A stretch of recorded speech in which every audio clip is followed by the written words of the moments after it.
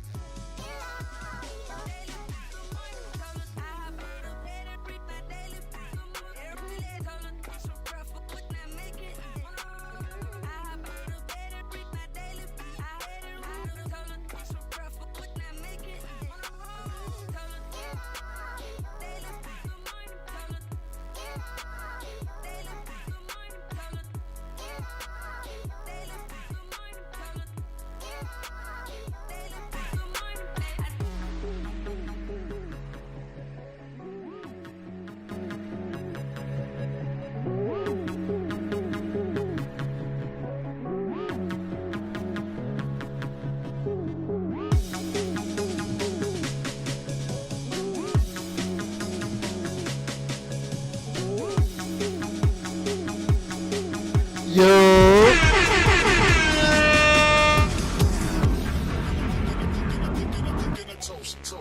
You son of a bitch!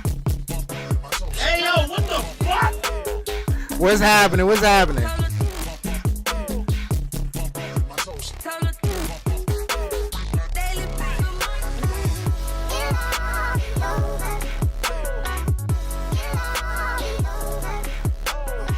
How y'all feeling? How y'all feeling? How y'all feeling?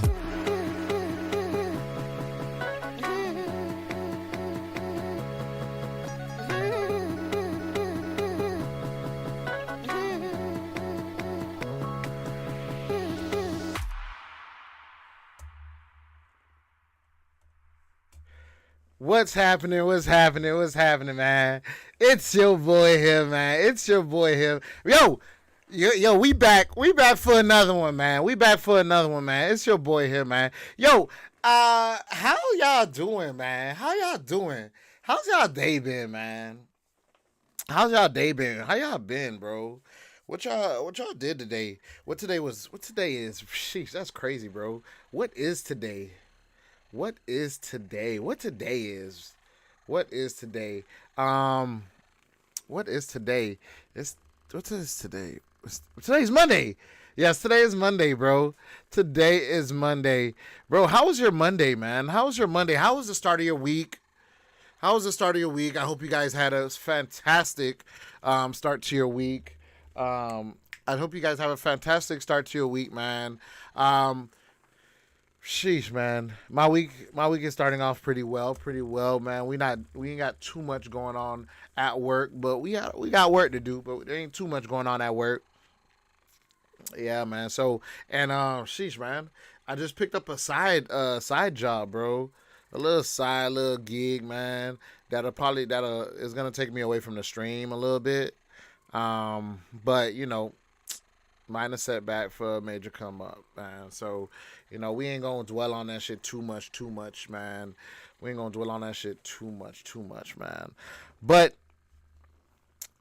for today's content, bro, yo, man, the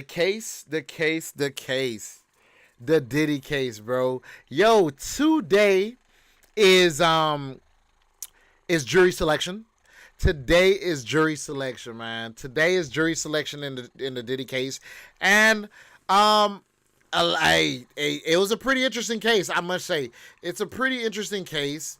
No, I mean the selection. It was a pretty interesting jury selection today. I ran through it a little bit to kind of see what it is, but let's go. Let's get through it. Let's get to law. Let's get to law and crime. They're gonna give a little summary of what today was, and then after that, we're gonna jump into academic stream. And I'm gonna rewind his stream a little bit. Academics does a very, very, very, very good job in breaking down cases, man. I know we like to give. I know the media. I know academics have his haters, and people tend to not like certain things he say, and like even my wife sometimes, man, she doesn't like certain things that academics says, but sometimes academics does have the facts, and today, and I only really listen to academics when he's showing facts.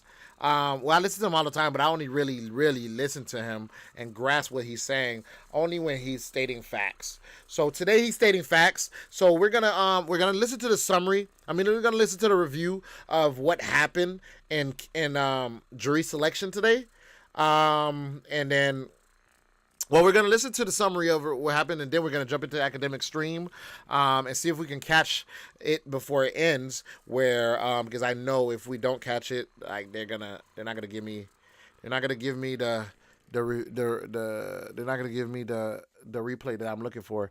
But let's see, man. Let's jump into the summary of what's going on with Diddy and how his trial. How his trial went on today, and how jury selection went. So let's see how jury selection went today.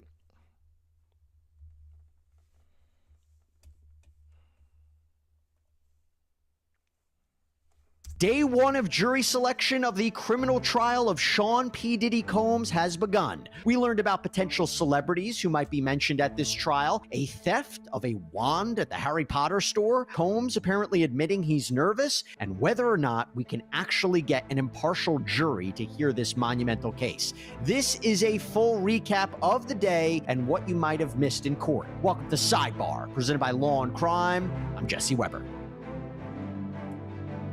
Hey everybody, this is another Law and Crime legal alert. So lawsuits allege that antacid use has been linked for an indictment on FANUM claim. It's official. We're here. The start of United States versus Sean P. Diddy Combs. What began with his arrest in September of 2024, an indictment on federal sex crimes charges, now brings us to May 5th, 2025, the start of his trial, the start of jury selection, to be more precise. Can't believe we're here. I've said it before. I've said it again. The idea of this going to trial in under a year from his arrest and indictment at the federal level, very, very rare. But he has been speeding his way towards trial, wants his day in court, and now we are here. So this case has changed a lot, too, since September, by the way. Over the last several months, his indictment has been amended. We're now at his third superseding indictment, where he's facing 5 counts. Count 1, racketeering conspiracy.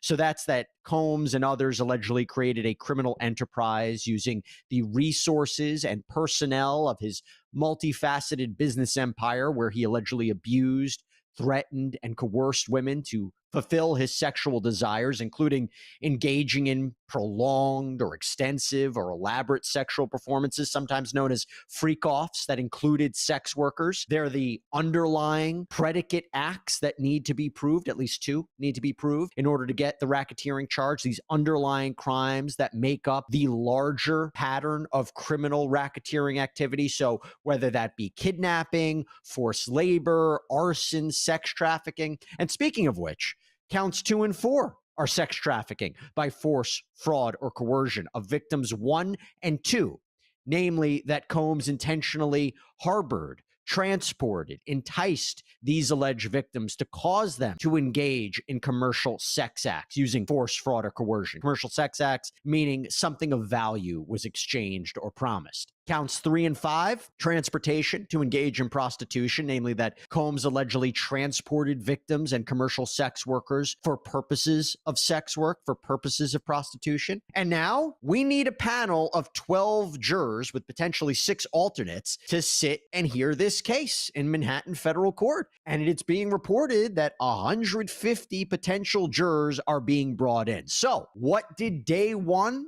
of jury selection look like in Sean Combs' criminal case? Well, since there are no cameras allowed in federal court, we have with us our very own eyes and ears about what happened in that courtroom today. Law and Crimes reporter Elizabeth Milner was there. Elizabeth, so good to see you. Thanks for coming on.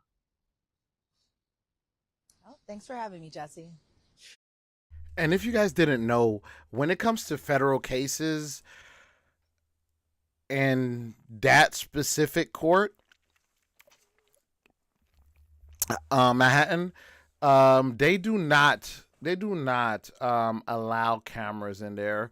And what I've learned today during my research is that the judge do have the autonomy to grant press to be there, cameras to be there, but it's only to his discretion. If not, then it's automatic, no cameras in the courthouse. So I'm going to start with the question I always ask you. How did Diddy look? What was he wearing? And who was with him? Well, today was a lot different, obviously, because it's day 1 of jury selection, or to some, they consider it day 1 of the trial. So Diddy looked completely different from his pretrial hearing in that he wasn't wearing the standard issue khaki tan jumpsuit provided by MDC. Instead, he looked a lot different. And as we know from the last judge's order that was made last week, Diddy is allowed to wear normal attire, but he looked a little similar to what I kind of presumed to be a choir boy. So he came in with a blue pullover sweater. He had a white collared shirt. He had navy slacks. Couldn't get a look at his shoes, but of course we know from the judge's order that he is not allowed to have laces on those shoes. So it's unclear if he had just shoes with no laces, wearing loafers. Couldn't see from where I was inside the gallery because I was even lucky to get inside that courtroom today, because let me tell you, Jesse, it is inundated with so much press from honestly around the world. This is not just a nationwide case. There are international outlets out here as well too, trying to get inside that courtroom, trying to get a peek at Diddy. And I thankfully was one of the lucky few to get inside, because I think they were only allowing about 10 or 15 people from the press, because the rest had to be filled with a lot of prospective jurors. So the side where normally the defense's side sits or normally the family sits, instead that entire side was empty, at least for the first half of court today, mainly because he had to put in all those jurors. And I know we're going to talk about that more in a second. But as far as Diddy goes today, his demeanor seemed upbeat at first, but then there was a moment, I think it was a little bit before the lunch break, where Diddy kept having to go, take some restroom breaks in between the prospective jurors' questions and that type of sort. And then he uttered something that I found to be pretty astounding given how confident and upbeat he appeared. He said, "Your Honor, I'm a little nervous," which is something that finally you kind of see the mask slip off a little bit, where it's like Diddy is finally. Yo, that is huge. That is huge. This is the first time we have gotten raw, in-depth feeling and expression from Diddy throughout this whole case. Like, throughout this whole thing, we haven't really know how really he's been feeling, or how he's holding up in there. It's always always like third. Oh, this was third party, but it's always third party. Like, oh, Diddy seems fine, like how she was saying, she seems fine and whatever. But to actually quote what Diddy said, that he feels nervous, is big. Admitting the weight is kind of coming on to him as far as having to go to trial for these federal charges that he's facing. And of course, that being 5 federal charges that he's facing, which could carry, if he is sentenced or if he is convicted on these charges, could carry decades in prison. So it's a lot of weight on his shoulders. And we've kind of presumed that as well, too, because obviously since he's been incarcerated, his hair has been great. He did come in today. His face wasn't completely shaven, so his goatee was a little white as well, too. But when he had first come into the courtroom, he did what he usually does. He hugged all of his attorneys. He looked outside or he looked into the gallery to see who was there as far as family goes. Unfortunately, no immediate family was inside the courtroom today. But again, we have 2 more months to go of trial, so it's likely that they'll be. That's big. Like, why? Like, I don't. Okay, all right. His family wasn't there today, so Diddy's family was not there today. What does that mean? What does that freaking mean? Like, his family was not in court with him today. What does that flipping mean? It can mean that really the jury selection part of the trial is the least important part to the public, but it's the most important to the attorneys and the victim and the victims here for opening statements, but that's unclear as far as what family members will be there at what times, that type of sort. But as far as today inside the courtroom, it was really that associate or member of his entourage who again was wearing that free puff hat, that free puff sweatshirt, but instead he had to flip it inside out, as we probably presume, because those prospective jurors are going to be coming into that same courtroom where we're sitting as the press, where his associates are sitting, so he had to turn that shirt inside out. And what I did also spot was Justin Combs' brother inside the courtroom too. Now with Justin Combs' brother, we have to remember that he is not Diddy's son. However, it's somebody who has been very who Diddy is obviously very familiar with, that being his son's other brother from a different relationship, because it's a tangled family web as far as everything goes with the family and everything like that. But while Justin Combs wasn't inside the courtroom, his brother was, and I think Diddy kind of looked at both of those two associates and then Justin Combs' brother kind of as support, kind of as like a nice presence to be inside the courtroom, because I do think he relies a lot on the support of his family and of his loved ones to be inside that courtroom. But again, we still have 2 more months of trial, so I assume, his mother, his daughter, maybe possibly his daughters, but at least bare minimum his sons will be inside that courtroom. If they'll be there every day, that's a wait and see, but I'm sure for opening statements they definitely will be. And I got to say, I'm not surprised. If he meant it, he's nervous. Look, it's not only decades. He could potentially face life in prison if he's convicted of the most serious charge. And look, his defense team was pushing forward to get this in front of a jury as soon as possible. It seems they feel confident in getting an acquittal here or putting the prosecution's feet to the fire. I want to move on to a little bit about what happened today. You and I have spoken earlier today about who was there for him.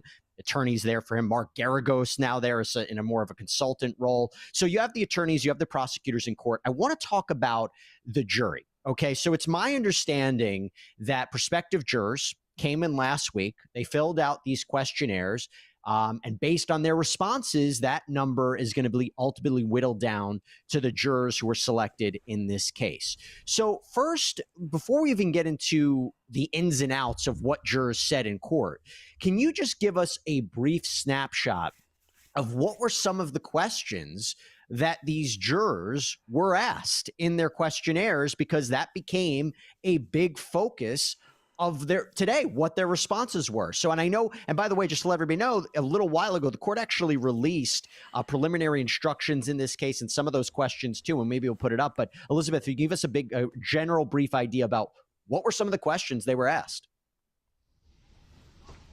Well, some of the questions included just people and places, whether or not there was a whole laundry list of celebrities and whether or not these prospective jurors were familiar with them. They range from Kanye West to Michael B. Jordan to Young Miami to Dallas Austin, who's a music producer, to Harve Pierre, who actually was named as one of the defendants in one of Diddy's civil suits. And so prospective jurors were asked who they knew, and most of them were very honest about their answering. They were like, you know what, I don't know them personally, but I do recognize, for example, Michael B. Jordan from movies. Obviously, Sinners is very popular right now. So, of course, that is probably going to be the name most were able to answer yes or no to. But I was kind of surprised at how many people didn't know of these like laundry lists of popular celebrities, especially when you have names like Kanye West on there, especially when you have names like, you know, Michael B. Jordan, that type of sort. But there were some prospective jurors who did not, or who were not familiar with these certain people. Now, as far as places goes, I don't know the full extent of what was asked as far as places goes, but there was this one juror who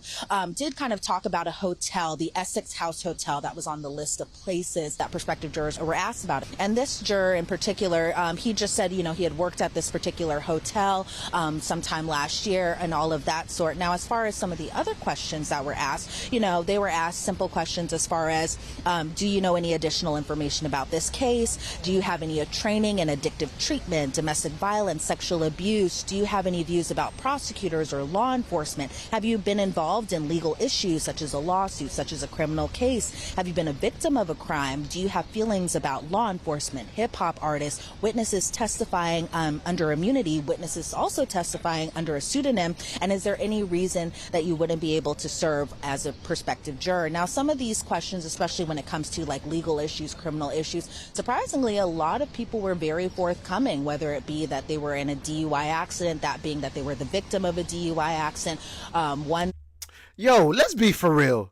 Let's be for real. The only reason why the jurors was so adamant. Let me get a full cam. Let me get a full cam on here, man. Yo, let's make this very clear. Let's make this very clear on the Diddy case, bro. The only reason jurors are brutally blank honest, bro, is because they're trying to get off of jury duty, bro. I'm sorry, bro. Bang! Bang! It's good! Bro, that's it, bro. That's it. That's it. That's the only reason why jurors are freaking bluntly, brutally honest about everything they have ever went through, bro. That's the only flipping reason, bro, that they are the way they are, bro. Because who wants to go to jury duty? Nobody wants to go to jury duty, bro. Honestly, nobody wants to be at jury duty. Nobody wants to go to jury duty. And it's just our civil duty. But you don't even get compensated even close to what you would have been compensated if you were to miss it and went to work. Like, I guess for people that are, how can I say this? I guess for people that are looking for a day off from work, a reason to get a day off from work, jury duty is fine to them. But people like me that I enjoy going to work, to my job, my career, and two, I get paid pretty well for my career. Like, I want to go and get paid. I want to go and get paid. And I don't want to be sitting in here in a courtroom, you know, going trying to decide if I'm biased or I'm not biased, bro. So of course, man, I'm a nigga gonna walk in that bitch and talk about, yeah, bro, I stole when I was like in middle school, and I seen my dad like hit my mom, and I don't like that shit, but I digress. What? Nigga, no, take your ass home, nigga. What the fuck? So that's basically why, bro. This is why jurors are being so canon, so true, so 100 honest. It's for that reason, bro. Woman had talked about how she stole a wand from Harry Potter World. Yeah. A lot of these jurors have been very transparent. Yo, the chick said she stole a wand from Harry Potter World, bro. Like, yo, really? Hey, yo, what the fuck? Really, bro? Really, bro? Really? You're really talking about the wand that you stole when you were 16 from Harry Potter's world? And she gotta not be too old, because I live in Florida, if you didn't know. Central Florida to be exact. And I've went to the theme parks, and that's a relatively recent ride. But that doesn't matter. But yeah, like, why would somebody say that? Yeah, I stole a wand from Harry Potter's world if they did not want to be in a jury duty, not have jury duty. So let's get back to it, bruh. Let's get back to it. Parents, as far as being honest about some of the legal issues that they've dealt with in their past. Brutally honest, definitely too want to honest. get into all that for sure. And by the way, just before I get into a little bit more of the celebrity aspect, so I understand the judge came in, brought the jurors in, read them preliminary instructions, and just so everybody knows what we're dealing with, I'm reading from this document that was released. Don't do any research on this case. Don't discuss your questions and answers or the case with anyone or until further instructed by the court. But listen to the schedule. Potential jurors will be called back for further questioning and jury selection from Monday, May 5th through Friday, May 9th. Your availability during that week will be required. The trial will commence on Monday, May 12th, 2025. That's again assuming they can get a jury by that time. This trial is expected to last about 8 weeks. And generally, trial will be held 5 days per week, Monday through Friday. During the first week of trial, Monday, May 12th, 2025, through Friday, May 16th, 2025, trial will be held from 9:30 a.m. until 5 p.m. After the first week, trial will be held from 9:30 a.m. until 3 p.m. Trial will not be held on Friday, May 23rd, Monday, May 26th, Thursday, June 19th, Friday, July 4th. These are all the holidays. But going back to the celebrities for a second, I found it very interesting that the jurors were asked, is there anybody on this list that Michael B. Jordan, Kid Cudi, who you and I both know, became a component in Cassie Ventura's lawsuit. We believe Cassie's going to be a part of this case, probably victim one. The allegation is that she had a romantic relationship with him, that Sean Combs may have blown up his car at one point. I didn't know what the connection of Mike Myers, the actor, I didn't know what the connection Michael B. Jordan might be. Kanye West, I mean, as far as I know, Elizabeth, Kanye West had been talking to Sean Combs in jail, maybe called him up. I'm surprised by some of these names. And also, I mean, if you have any more context about what their connection could be to the discussion about the case, but is it my understanding that Kim Porter, his ex, Sean Combs' ex, the mother of his children, some of his children, and who died several years ago, she may play a role in this case as well? Oh, wow. Yeah, and it's interesting that you bring up. Now, Michael Myers, not 100% sure as far as what his kind of connection is and why his name was even on that list. But as far as Michael B. Jordan, I thought about it for a second, and it kind of makes sense possibly why Michael B. Jordan. And that's that they kind of share a common ex, him, Sean Combs, and Michael B. Jordan. That's Lori Harvey. Now, Lori Harvey dated Sean Combs for a brief period a few years ago, and then as we know, or maybe as people know from Instagram, Michael B. Jordan and Lori Harvey went on to have like a years-long relationship after the fact. Now that's as far as I know is probably what the connection would be as to why. Yo, I forgot that he dated Lori Harvey. Like, I really forgot that. Like, he really dated Lori Harvey. Laura Harvey. Michael B. Jordan specifically was on that list, but there were other famous names on that list as well too. You had Aubrey O'Day, you had Don Richard, you had, I go back to like faces like, or names like Har Pierre, who used to be president of Bad Boy Records. And as far as Kim Porter specifically, now she was brought up when one of the prospective jurors was kind of talking about her role as a chief marketing officer for a local or for a big book publishing company. And I bring that up specifically because apparently there is going to be a memoir that's going to be coming out later this fall, and that memoir is going to be Al B. Shore's memoir, and he is a very important kind of central figure a little bit in Diddy's life. And I say that because he is the biological father of Quincy Brown, who Diddy adopted. Diddy, along with Kim Porter, because Kim Porter is Quincy Brown's biological mother. And that's why I say there's such a tangle web when it comes to the Combs / Al B. Shore family / Justin Combs' family as well too. And so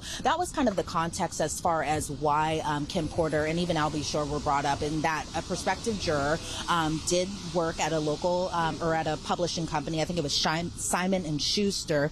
And she was talking about how she had viewed a press release about this memoir that's again going to be coming out called Do You Believe Me? And it's pretty interesting too, because the ties of that, in a sense, are also kind of related to the documentaries. Now, this one, I believe it's the Peacock documentary as opposed to the HBO documentary, and that I'll Be Sure has made some allegations that have, come from Diddy's team. They have come back and they have said these allegations aren't true when it comes to allegations that somehow, some way, Diddy was involved in Kim Porter's death. Now, as far as whether or not this stuff is going to be admitted into trial, that's unclear right now. But It was interesting, kind of the government's point of the case, because they said that they don't really believe that Kim Porter and I'll Be Sure will really be mentioned in the trial, whereas the defense, they seem pretty adamant that both of those names will be mentioned in the trial. So, again, we still have 2 months. We don't know what all the government has up their sleeves, but it'll be interesting to see kind of how the defense comes and counters that, and how all this information that is brought in some of these documentaries and these podcasts, because it seems that some of the figures that were in these documentaries, according to the government, will also be testifying as witnesses in this case. So it seems like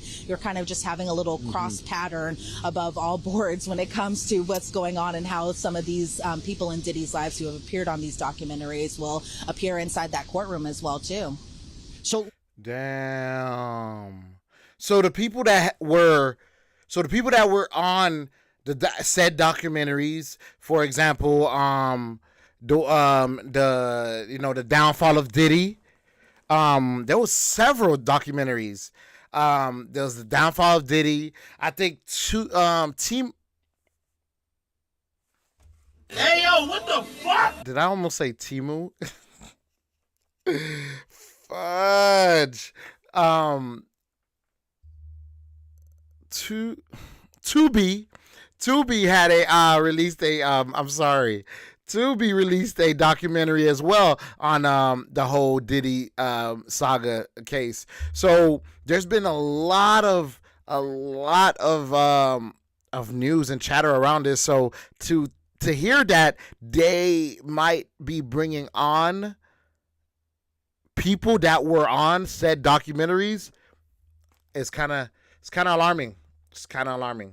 Let's go back to the idea of the jurors having a legal history, whether it's criminal history, whether it's filing lawsuits.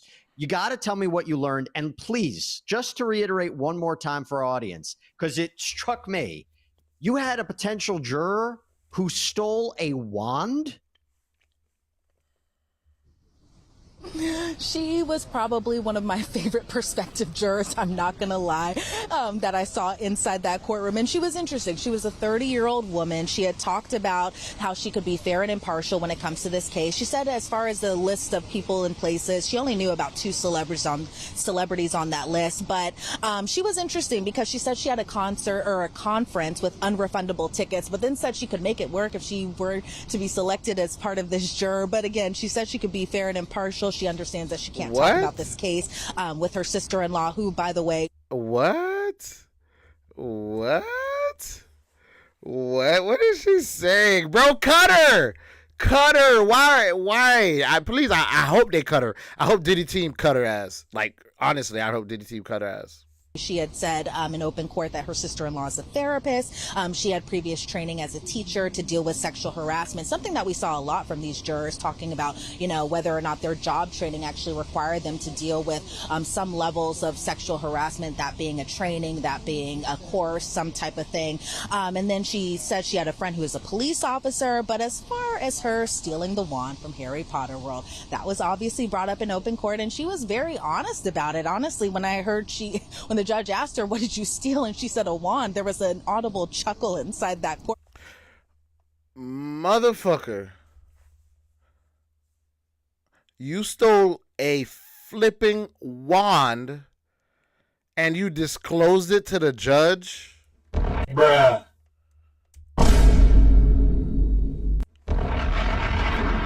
Are you serious?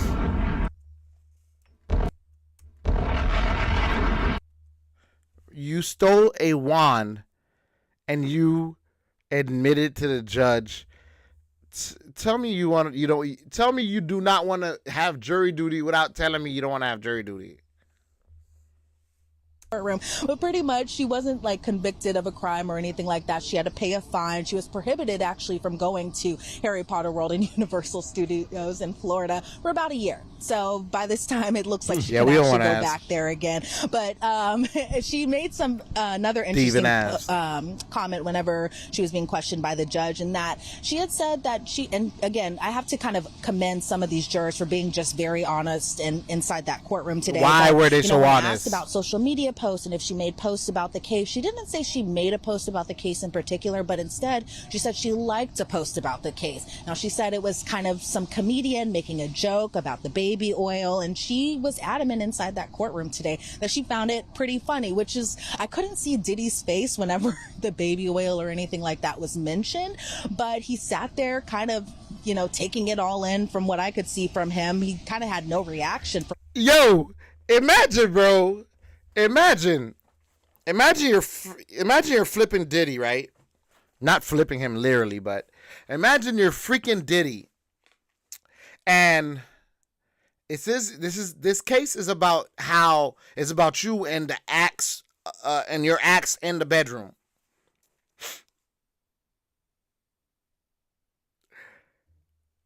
And you hear somebody start talking about your baby oil and the different stuff that you did in the bedroom, and they talk about it very candidly and like as a joke and shit. Like, yeah, man, I like to post. The comedian had a joke about baby oil, and I liked it. Like, Diddy probably like,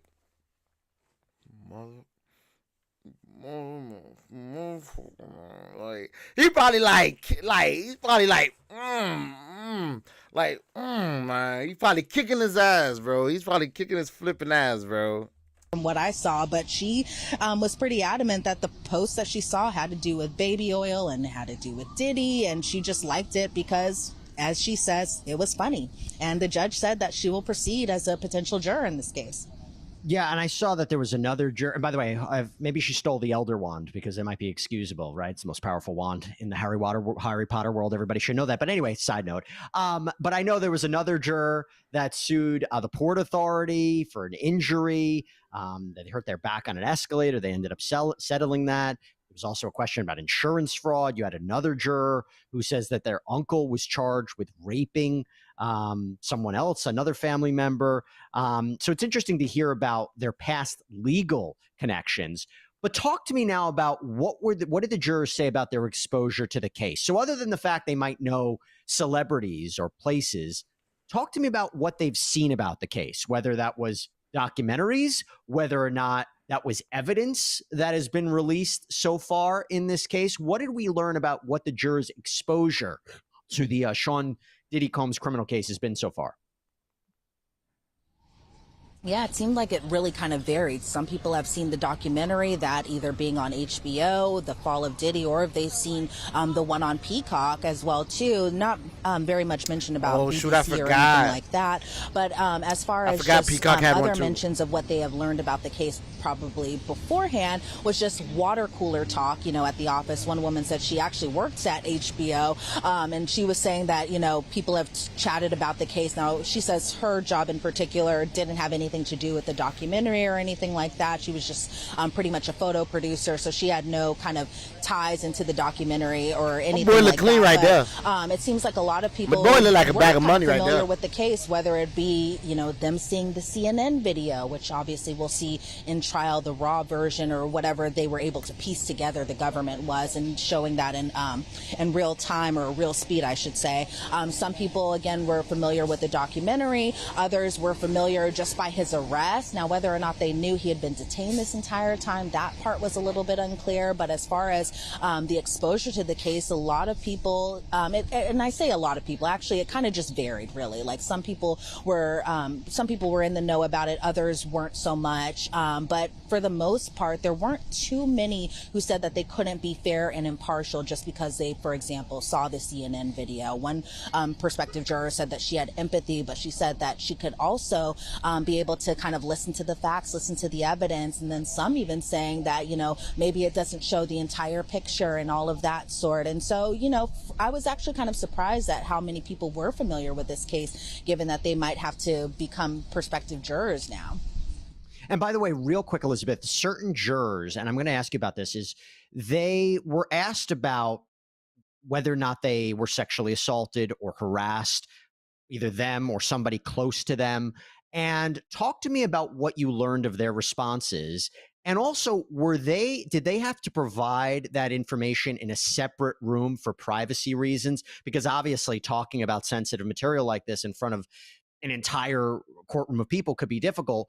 What safeguards were put in place by the court to ask those questions? And from what you heard, what were some of the responses regarding their experience with sexual assault or harassment of any kind?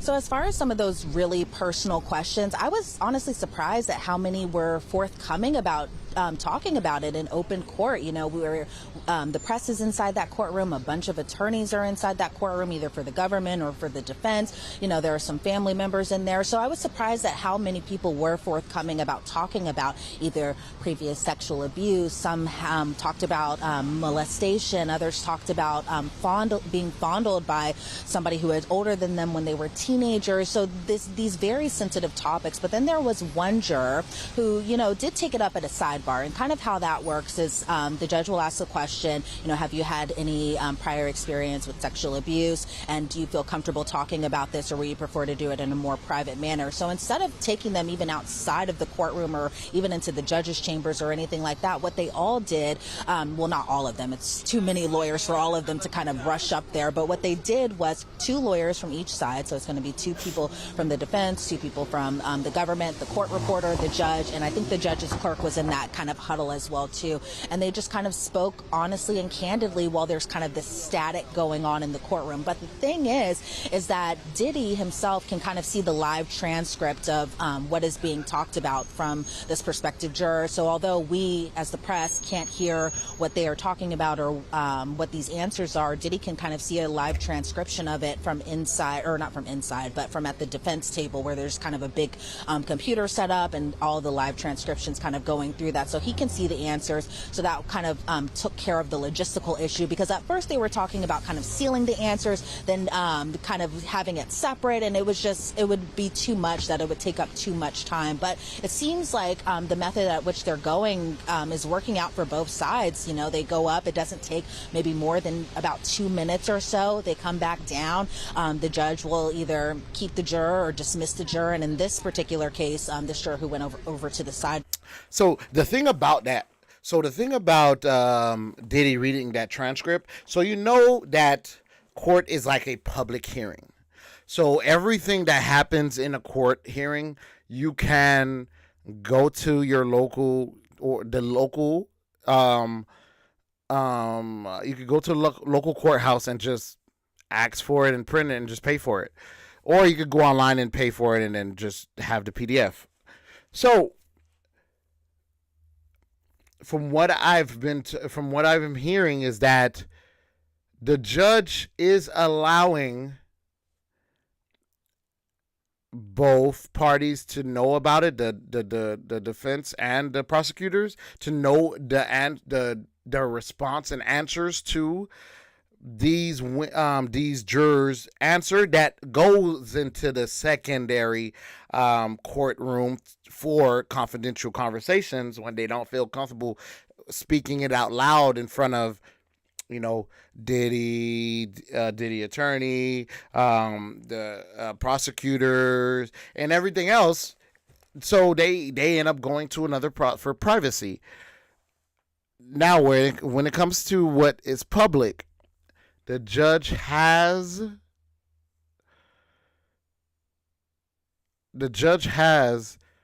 asked for the jurors that's in question, that's in the alternate courthouse room, for their statement to be redacted from the public, but for it to be allowed for both parties. She was dismissed for cause. And so that's kind of how they were able to kind of work around this entire situation. And it seems to be going pretty smoothly from both ends. I don't see too many complaints from either side on how this process is really going. Let me add a little bit of legal context to that. So first of all, I would imagine that Combs has a right to see the transcript, right? Sixth Amendment right, public trial, due process right. So he has an ability to be there during the jury selection process in his own criminal case. It is interesting when we talk about this jury selection process, because we're not saying jurors were selected today to officially be on the trial. They've moved, or certain jurors have moved through the first stage of the process. Now, they can be stricken for cause. So a specific reason why they cannot serve on this jury, a legitimate reason. Now, that's different from later on when both sides, generally speaking, the prosecution and the defense, will have the option to put forward preemptory challenges. So both sides are typically granted a certain number of preemptory challenges where they can strike a potential juror without even providing a reason. And that's very advantageous for both the prosecution and the defense.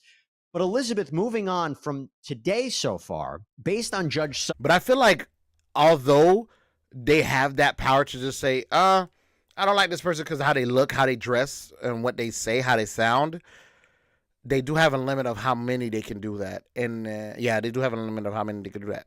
Romanian, who's the first guard to determine whether or not a juror can be stricken for cause. Generally speaking, what did you make of his decision-making today? I mean, did he excuse a lot of jurors? Did he excuse maybe more jurors that were favored by the defense over the prosecution? Because I'll tell you, I know there was one juror, for example, who had apparently been watching the HBO documentary on Diddy.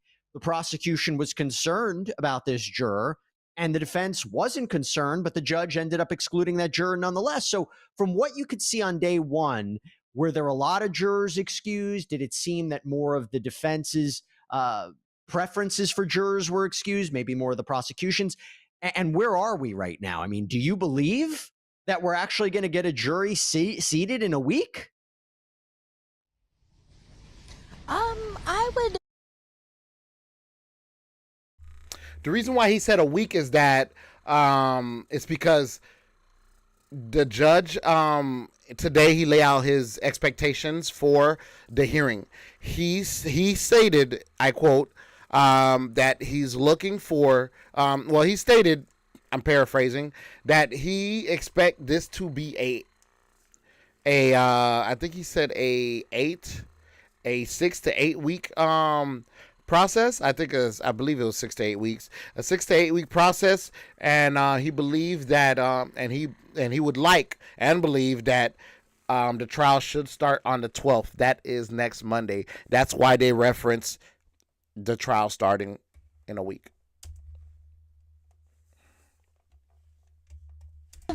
I kind of hold my breath a little bit on whether or not we'll actually seat an entire jury this week, but we'll see. You never know what can happen. I'm still in shock that we're even about to go on trial next week. So, don't take my word for it necessarily. But as far as the judge kind of dismissing jurors or keeping jurors, I was surprised at the amount of jurors that he kind of held on to today. To your point, Jesse, just kind of about this one juror, who had seen the documentary, or even one juror I found interesting. She was the one with the ocular migraine. She says it happens only about a few times a year.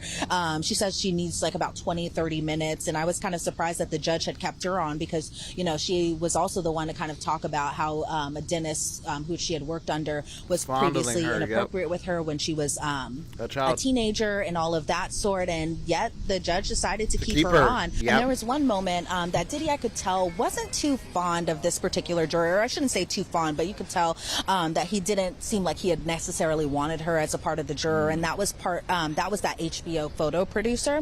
And so she had talked about, she also kind of talked about, her previous history when it came to molestation in her family. It was by a cousin, and it was done to her and her sister. She says she can feel empathy, but also be fair and impartial. But she did particularly point out that she called the CNN video disturbing and unsettling to watch. But she said that she could listen to all of the facts. And she was also the one who kind of had talked. Nah, cut her. No, bro. No way. No. If she says she's been watching the docs, she's experienced this, and she is well versed in this, and she says, but she still can be non-biased. Nah. Nope. Diddy team should have cut her. I hope they cut her. They should have cut her because, bro, she's too much of a liability, bro. Like she's walking in documentaries. She's well versed into she's well versed on the case as to what's going on. Bro, cut her, bro. Cut her. about, the water cooler talk at the office, mainly about Diddy and his case, that type of sort. But the defense did bring up that HBO documentary, but the government said that she shouldn't be excused. Wow. And so it seems like for now, she'll be staying on as a prospective juror. But as far as just other jurors that were released, they were released either because they had time constraints. One juror, he just started a job like last week, so him being tied to a 2-month trial, the judge was like, okay, we're going to dismiss you, and you're good to go. That's nice because the judge like we're gonna go through the transcripts. Like we're gonna go through the transcripts. Well, not the transcripts. Yeah, we're gonna go through the transcripts of the case. Because of course cameras are not allowed in a federal case, but there is analysts and like reporters there. So and they're typing it up and tweeting it. So we're gonna go through some tweets of what exactly happened in today's trial, in today's jury selection, the questions that was asked, the responses of the jurors. Like we're gonna get into that. We're gonna get into the other juror that was brought in for that sequestered question, but in the form of a sidebar in open court, that type of thing. She was excused for cause. Then the last juror I was in before I had to come out and do the hit with you. She was kind of talking about how she had watched the documentary, but she kind of had a lot of long pauses when the judge would ask her follow-up questions just about whether or not she could be fair and impartial, when particularly or possibly you could see one of the people who did either analysis or did speak to the documentary, that they could possibly be the ones to testify. And when the judge asked her, can you put away the documentary and actually listen to the facts of the case and listen to this witness testimony in the trial, she kind of had these long pauses and that sort. And so the government was just like, Your Honor, I'm a little worried about this. The defense, they kind of agreed, and so she was another one who was going to be dismissed for cause and that type of sort. But as far as the amount of dismissals over the ones that are being kept, it looks like the ones that are being kept is kind of outnumbering that. So what will that mean for tomorrow, when possibly some of them either have to return, and then that new batch is coming in as well too, because they're trying to guesstimate around a little more than 50 a day, and so that's a lot of prospective jurors in the potential pool. But really quickly, Jesse, I kind of want to talk about just the demographics of these prospective jurors that I saw. Yo, that's big. I was really interested in the demographics of these jurors. Like, are they going to go for are they going to favor one demographic over the other? Is it going to be a mixed demographics? Like, I was always interested in, like, how are they going to choose these people, these jurors? Like, do you try to, if you're Diddy's defense, are you trying to build a cultured jury? Or if you're the prosecutor's defense, if you're the prosecutor, are you trying to build a non-cultured jury pool? Like, I don't know. Like, it's interesting. I'm interested to see who they're gonna bring out. At the courtroom, I was honestly surprised at how diverse this group was. I didn't see a lot of younger faces, or maybe they possibly were, but I couldn't tell. But it didn't seem like there was any type of issue getting a diverse juror or prospective jurors or anything like that. Again, they come from all different walks of life. They are all different ages, all different races. I will say I didn't see as many white men prospective jurors today, but that could be completely different for tomorrow. Yeah, definitely. But I was pretty surprised at how diverse everyone is, because when I go into that courtroom, I'm just seeing a bunch of lawyers, I'm seeing Diddy, I'm seeing other members of the press, but really you could tell that these were the people of New York. These are the people who are going to ultimately have to decide and judge whether or not Diddy is guilty of the charges that he faces, or whether he's not. So we'll see what all happens with that. But again, a very, very diverse pool of jurors there, or prospective jurors. And let me tell you, this is not an easy case to sit on. Put aside the fact that you're dealing with the celebrity factor and a lot of eyeballs are on it, and maybe a lot of pressure for this verdict, and 8 weeks, the hardship this might have. This is a complicated legal case. So when I heard a potential juror to say today, I don't really understand why it's the United States versus Sean Combs, as opposed to maybe a private individual going after Sean Combs. That's a little concerning. Now, we cover legal cases all the time. It might seem second place to us. But even reading the indictment, when I go through the specifics of racketeering or the specifics of sex trafficking, it's very complicated. That might work to the benefit of the defense. Maybe it works to the benefit of the prosecution. We shall see. But I'm very curious to see if you can have jurors who will actually be fully, and this is not a slight on any potential jurors. It's just, this is a complicated case. And I wonder if they're going to be able to fully grasp and recognize and understand what the elements are of these crimes and what they're supposed to do. It's not an easy case, which brings me to my final question before I let you go, Elizabeth. From the best you could see, did the jurors, the prospective jurors, did they look nervous? Did they seem nervous? Did they seem concerned about being there, being a part of such a monumental case?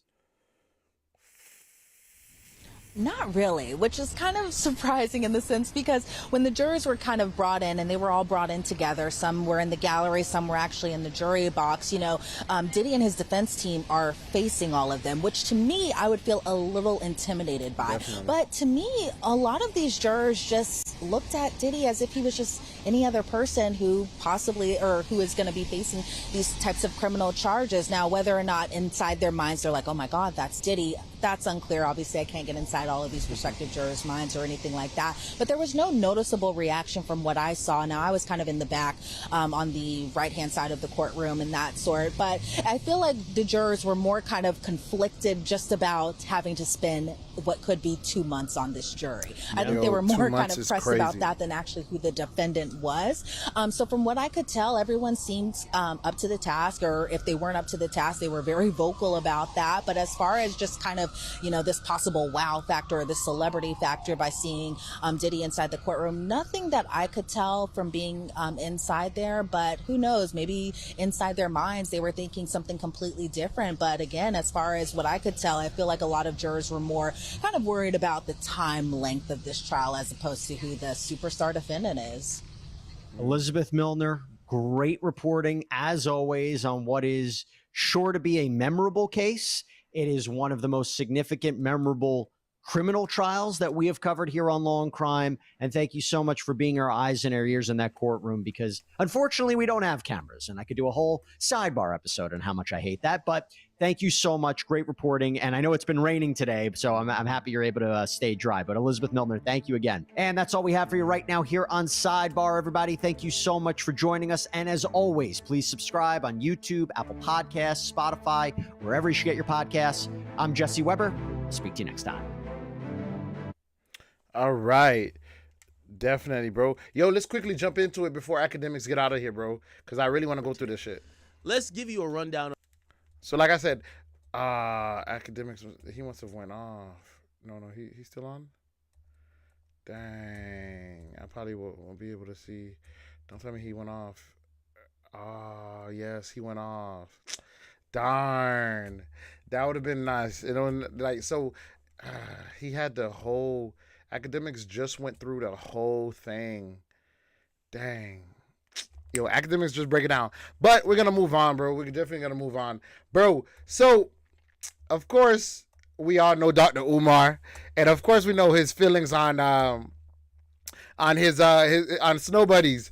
So, a Snow Bunny slid in his DMs. So, a Snow Bunny slid in Dr. Umar's DMs, man. And, this was his response to, having a Snow Bunny slid in his DMs. Snow Bunny want to eat up the print. Dr. Umar, I'm a white woman. Can I please ear you tonight? What is an ear you? The Snow Bunny said, can I please ear you tonight and I will donate. Can somebody tell me what is an ear you? Yo, what is an ear you? What does it mean when the Snow Bunny says, I want to ear you? I never heard of that. EAR. What does ear you mean, brothers and sisters? What does she mean when she wants to ear me? The Snow Bunny said, can I please ear you tonight and I will donate to the school. Can somebody give me some clarity? Oh, she meant eat you. Okay, but she spelt it ear. She said EAR, but you saying the Snow Bunny want to eat up the prince. No, thank you, my sister. No, thank you. No, thank you. I don't date outside the race. No eateries over here. Go to the cafe. Go to You could go to Denny's. You can go to Denny's. Outback Steakhouse, Red Lobster. Denny's, You bro. can go to TGI Fridays, but there will be no eating over here. There will be no eating over here. Not at all. No, you cannot. Hey, yo, what the fuck? No, you may not. You cannot. Respect to Snow Bunny Nation, but I am loyal to the Black Queens forever. He said respect to Snow Bunny Nation. Snow Bunnies never. I'm sorry, you cannot. You cannot. That's the boldest Snow Bunny who ever came on my life. No, for That real. is the boldest No, for Snow real. Bunny. No, for real. He said, "Can I eat you?" No, for real. Like, that is a bold Snow Bunny because, like, anybody who knows Dr. Umar knows how he feel about, you know, dating outside of the race. And for she to have slid in his DMs and, like, try to offer a donation for some loving from Dr. Umar is quite crazy, bro. It's quite crazy. But, hey, we here for it, though. Tonight, and I will donate to the school. That ain't nothing but a FBI CIA trap. Do you think I was Yo, FBI CIA trap is crazy, bro. Do you really think I'm that stupid to get caught? Pants down.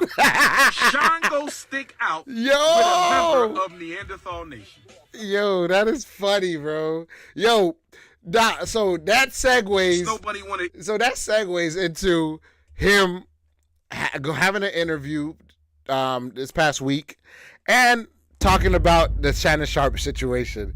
Bro, I got to say, bro. How you feel about Shannon Sharp? This Him dude getting sued for was $50 freaking million crazy, by bro. a white girl, a 19-year-old white girl?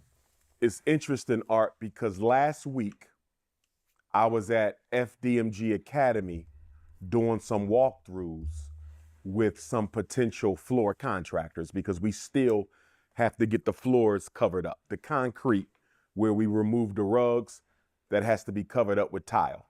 And so I'm in Wilmington, Delaware, outside of the school, and all of a sudden, my phone started going off.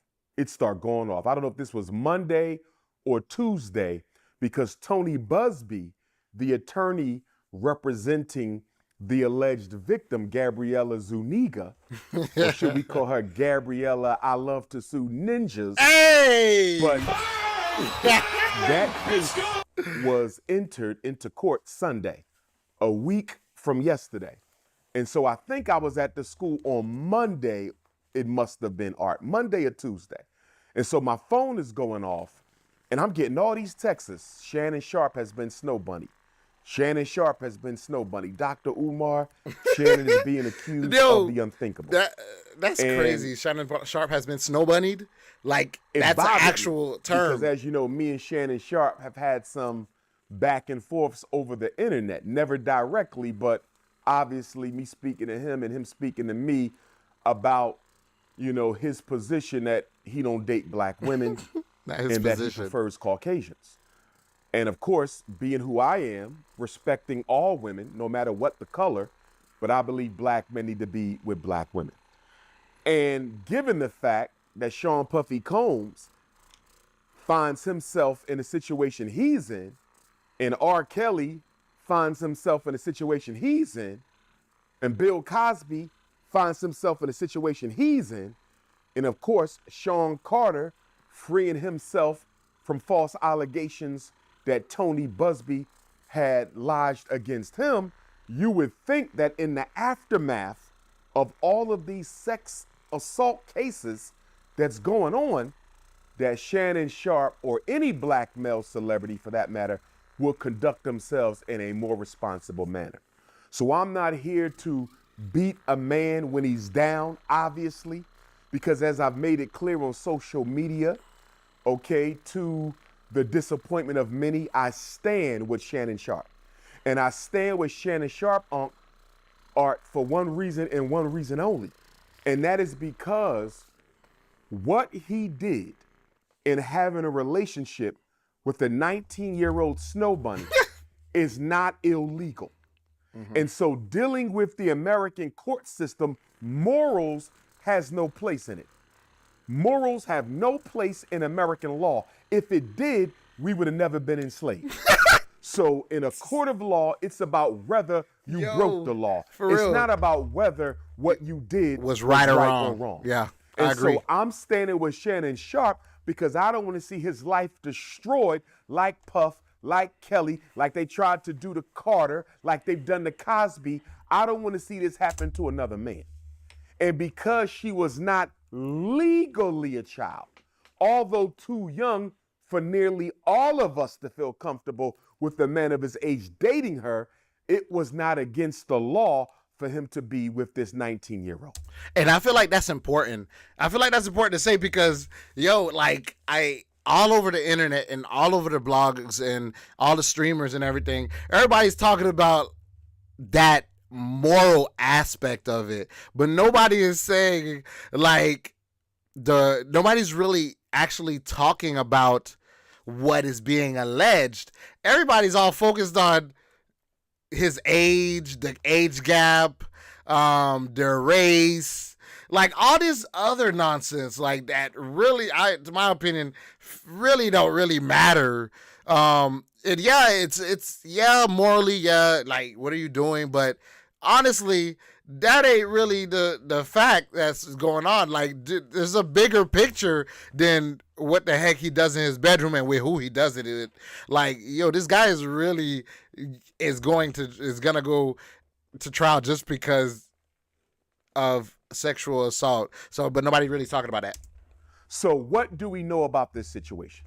According to Gabriella Zuniga, she met Shannon Sharp at a gym in Los Angeles approximately 2 years ago, 2023. Now, Shannon alleges that he tried to present her with an NDA, non-disclosure agreement, which every celebrity should require from anyone they engage with. On God. Well, guess what, Art?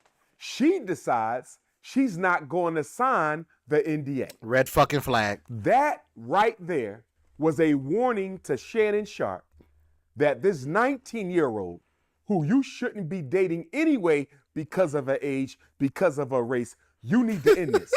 If she don't want to sign an NDA dating a celebrity, you know what that means. You know what that means. That means if this doesn't go her way, she's going to expose you. Yeah. Shannon Sharp should have ended it right there. Mm-hmm. The problem was she fit his type. Obviously, Uncle Shay Shay. What is his type, bro? He likes Caucasian women, as we all know. Okay. And he likes them very skinny, which I didn't know. And the reason I'm saying that is the pictures that are floating around the internet on Gabrielle Asu Ninjas is a picture of a very petite Caucasian woman who, not being disrespectful when I say this, appears to be built like a 13, 14, 15-year-old child. Yo, that's crazy. She do, like, honestly, that girl really don't have any features. Like, honestly, she really don't have any features. So for her to have been like, $25K per cheek, bro, I would have, if I was Shannon Sharp, I was gonna have to be like, nigga, you gonna have to give me a discount, bro. You gotta give me a discount, cause that ass cheek is not worth 25K, let alone 50K for both ass cheeks. So, bro, if I was Shannon, I was gonna have to ask for the discount. She doesn't appear to be developed like a woman. She doesn't appear to be a woman who's in childbearing age. Exactly, man. I like him a little thick. Like him a little thick. I like him a little curvy, bro. Like my wife, you feel me? There's no curves on that body. There's like no I said, lumps on that body. Yeah. And according to her, lumps, bro. Allegedly, Shannon Sharp told her that if she would lose enough weight for him, he would buy her some artificial breasts. Hey, yo, Now, that's very puzzling to me, Art, because she's already extra skinny, extra petite, no booty, no breasts, no nothing. Yo. Why would you want her to lose any more weight? Any more weight, So bro. from that, we can gather that Shannon Sharp's type is very, very an skinny. extra pale, extra skinny Caucasian. He definitely don't like him 5'5", thick in the thighs like Dr. Umar. Yo, extra pale, extra skinny is wild, bro. Like, extra pale, extra skinny is crazy, bro. He don't want butter almond. He don't want butter pecan. He don't want fudge, cinnamon, mahogany. He don't even want African vanilla, African butterscotch. African lemonade. He wants some pale and skinny. I want him brown chocolate and curvy. So anyway, okay. They engage in this BDSM relationship. Okay, yeah. It appears that both of them allegedly are sadomasochistic. They are into BDSM behavior, bondage, domination, submission, and humiliation. That's what BDSM means. Now, some people are asking the question, Art, why didn't Shannon find someone a little older? Why didn't Shannon, with his money and his fame, find an older white woman or older black woman, even if you went with your 30s, even if you went with your 20s? Why didn't Shannon, with his money and fame, get a woman who was a little bit more mature? Hey, and I have an opinion on that shit, bro. Like, my opinion on why Shannon, like, well, not even, let's not specify on Shannon. My opinion of why men date younger, if I was to date younger, the only reason I would date younger is just to mold a female how I want her to be. Like, really, like, yo, if I'm older and I want a chick I want a chick that was gonna cook and clean and you know, like fuck me all the time and shit like that. Nigga, like, I'm gonna go for a young chick so I could groom my ass, be like, yo, you know, like, yo, we mold each other, but like, and I don't want to say groom like it's such a negative thing. Like, I feel like, so I'm married. So in a marriage, I feel like we evolve to the person that is best for our partner. So, yo, I would, if I'm dating a younger chick, bro, I'm dating her because I'm trying to teach her some things, and I'm like trying to teach her what I like so she could do what I like. Honestly, I'm gonna tell you why I think he didn't get a woman who was a little bit more mature, Art. Number one, he's not interested in women who are a little bit more mature. But also, Art, you and I know that if you get you a sophisticated black woman, and I'm assuming it's the same for the Snow Bunny Mafia, but if you get you a sophisticated black woman, she ain't going to be doing all that freaked out stuff early on in the relationship. You're going to have to earn that. Yeah, true. If you get it at all. If you get it at all, you exactly. understand what I'm saying? Exactly. Ain't no black woman I know, not no black woman of respect, whether she's a celebrity or regular working class sister with a 9-to-5 trying to make ends meet. She is not going to be engaging in BDSM behavior unless you put a ring on it. You're either going to put a ring on it or you're going to pay her up front. And it appears that in Shannon's relationship with Gabriella, he wasn't taking care of her financially, Art. Two things. Yes, I do agree. Like, yo, black women, older women, they probably not gonna do that crap. Especially not off the bat. But I agree. They might not even do that shit at all. They might not even do that shit at all, bro. I'm still fucking with my wife. Like, yo, man, when we gonna go get these handcuffs, bro? We gonna get these handcuffs. When we gonna do these things right here? But honestly, the only thing they've been talking about has been choking. And honestly, choking, shit, I feel like everybody choking everybody in sex, bro. Like, I feel like that's very, like, mid. But, of course I'm pretty sure we're gonna see more crap.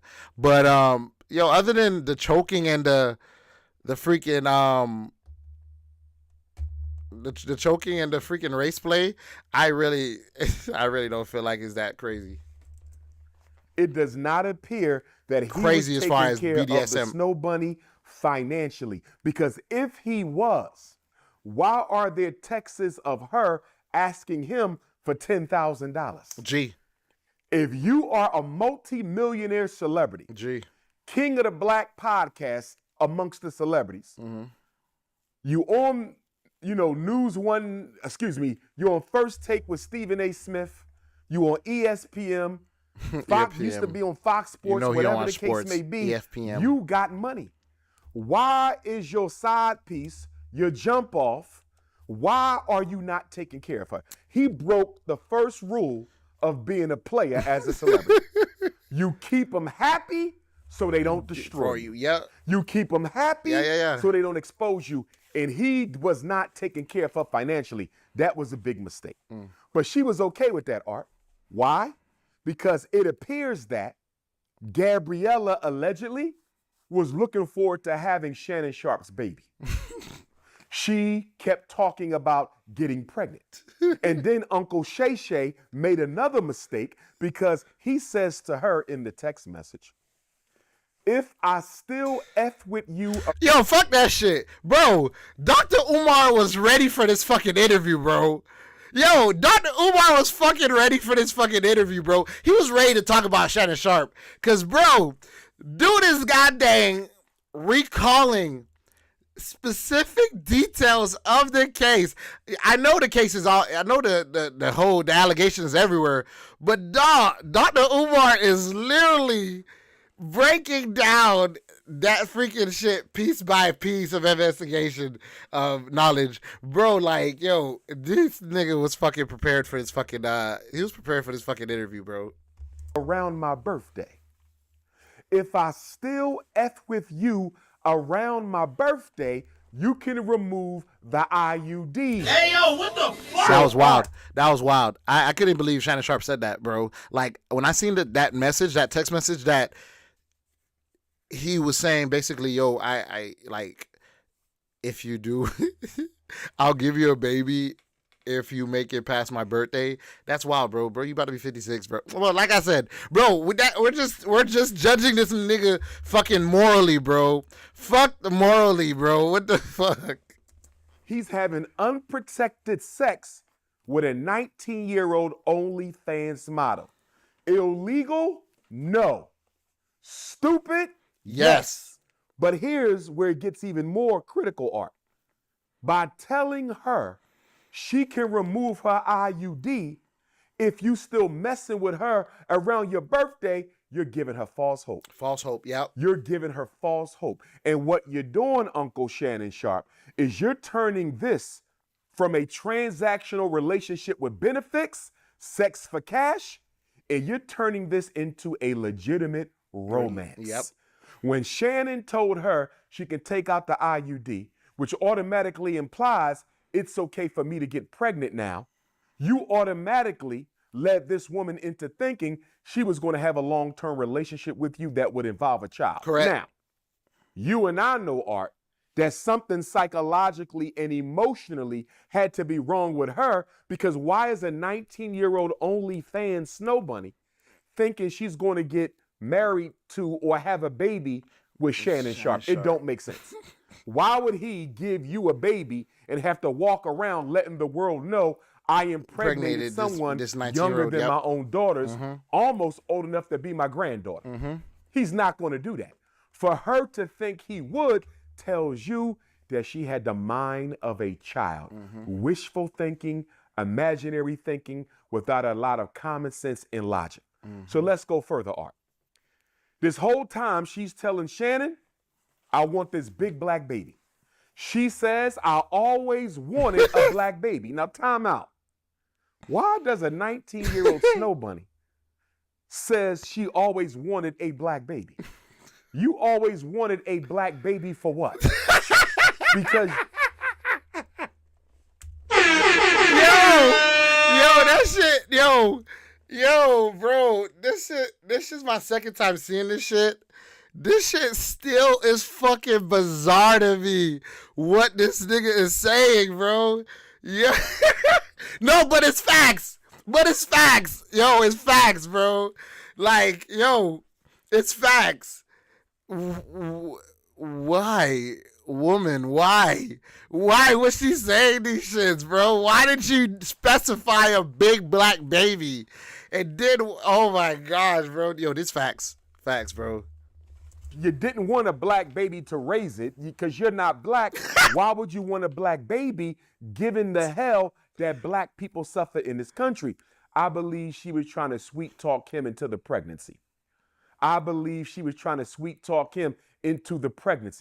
And then when she said, you better get used to it, she texted him, Art, and she said, you better get used to me, because once you put that big black baby in me, you ain't never getting rid of me. Hey, yo, what the She fuck? said, you better get used to me, because after you put that big black baby in me, you ain't never getting rid of me. And I think that was the text message that scared Shannon Sharp. When Shannon got that text message, when she said, after you put that big black baby in me, you ain't never getting rid of me, that's when he knew he was dealing with a psycho. And I think from that point forward, he started trying to separate, failing to realize that you didn't do this to no sister. You did this to a privileged white girl. OnlyFans model or not, she is a privileged white girl. What black men need to understand in America, Art, that they still don't understand. It doesn't matter if the white woman is homeless.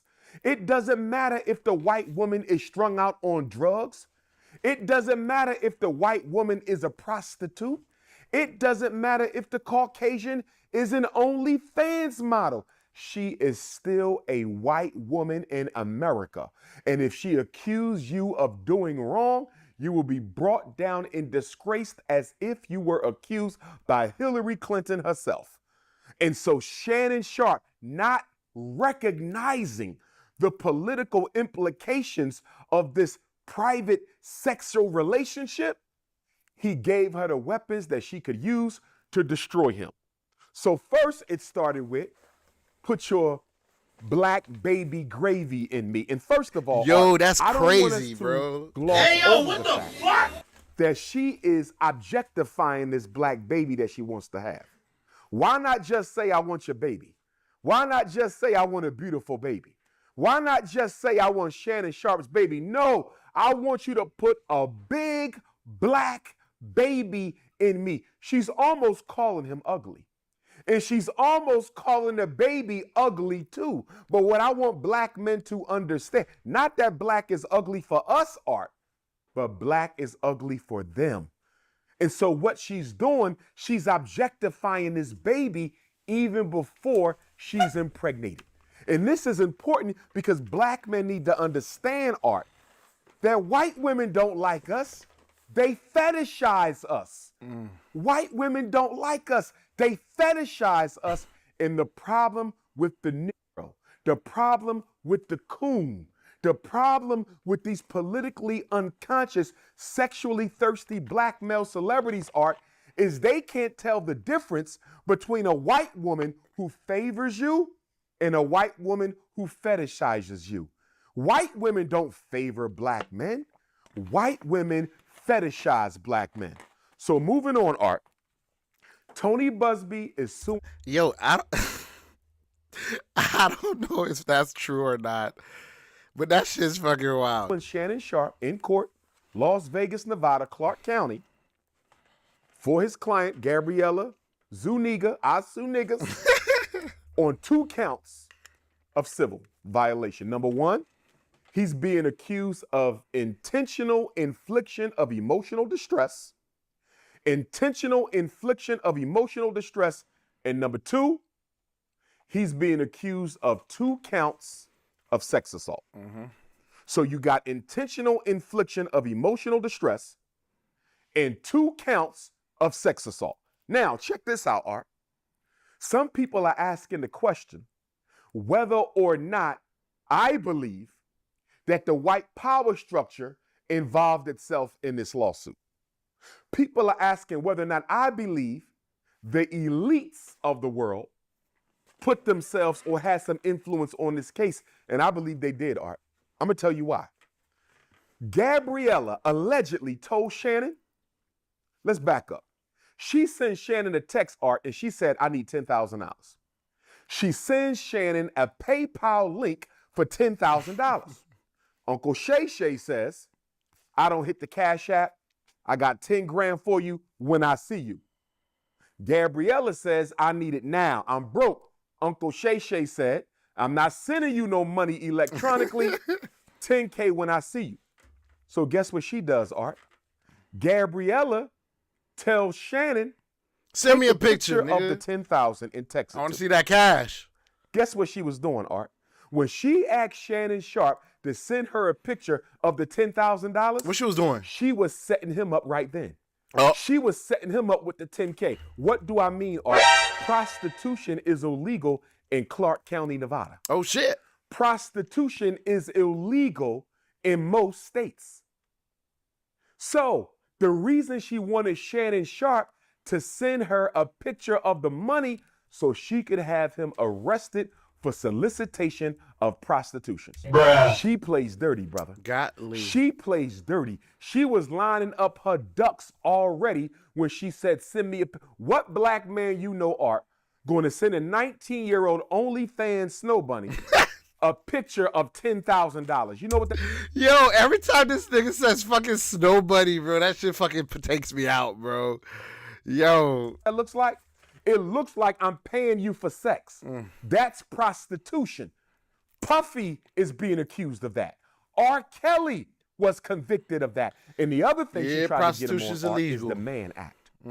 The Mann Act is a federal law that makes it illegal to transport women across state lines for purposes of sex. I fact checked them. It's correct. The Mann Law was put in place 1910.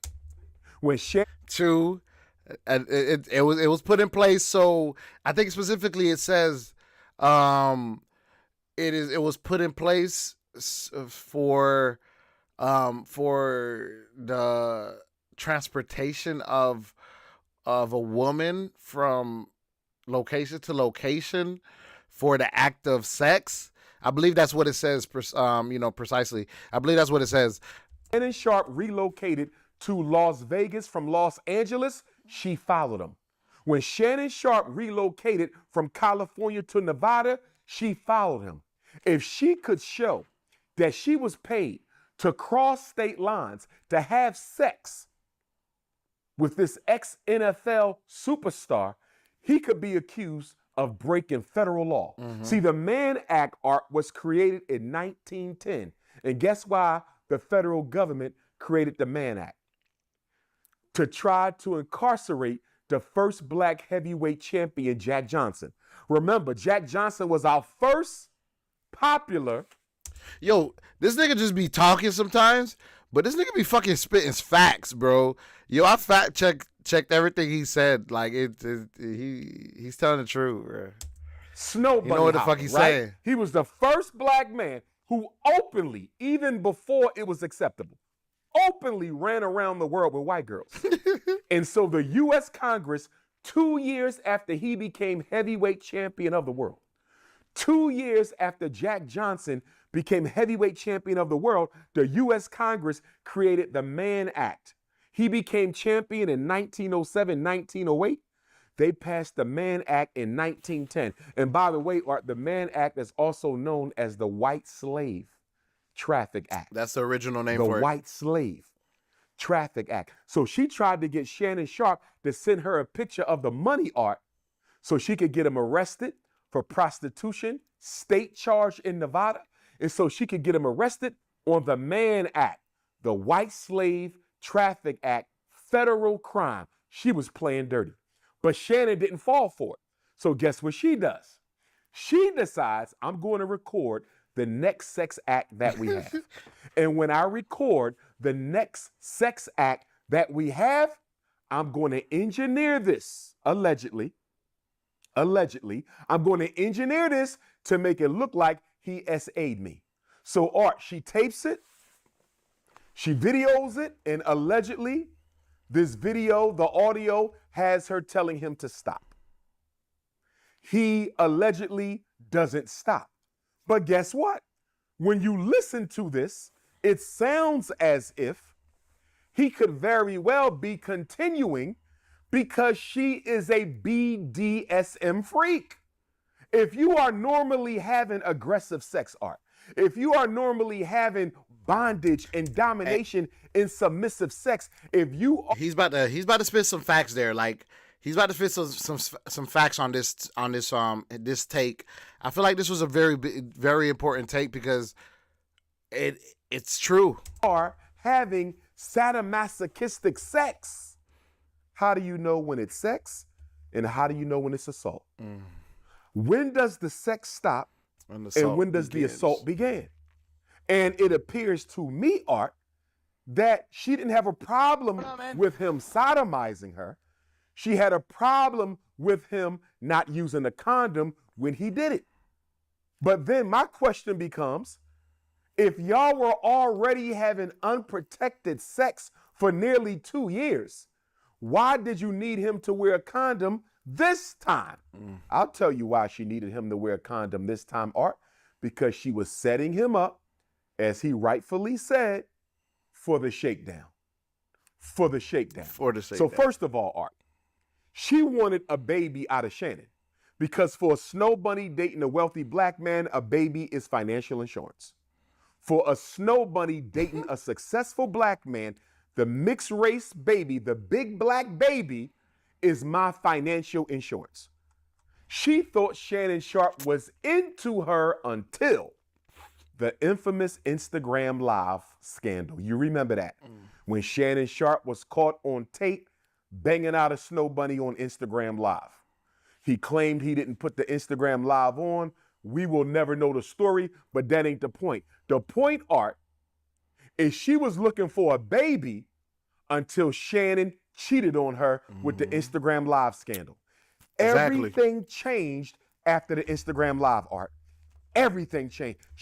And that's why I say that that's why I say the race, the age, yeah, it might be wrong and whatever, but the biggest thing is that, bro, and I know a lot of black women been saying, you know, this is what Shannon gets because, you know, that's what he gets for being a white woman. And then, of course, Monique had her show this past weekend this past weekend.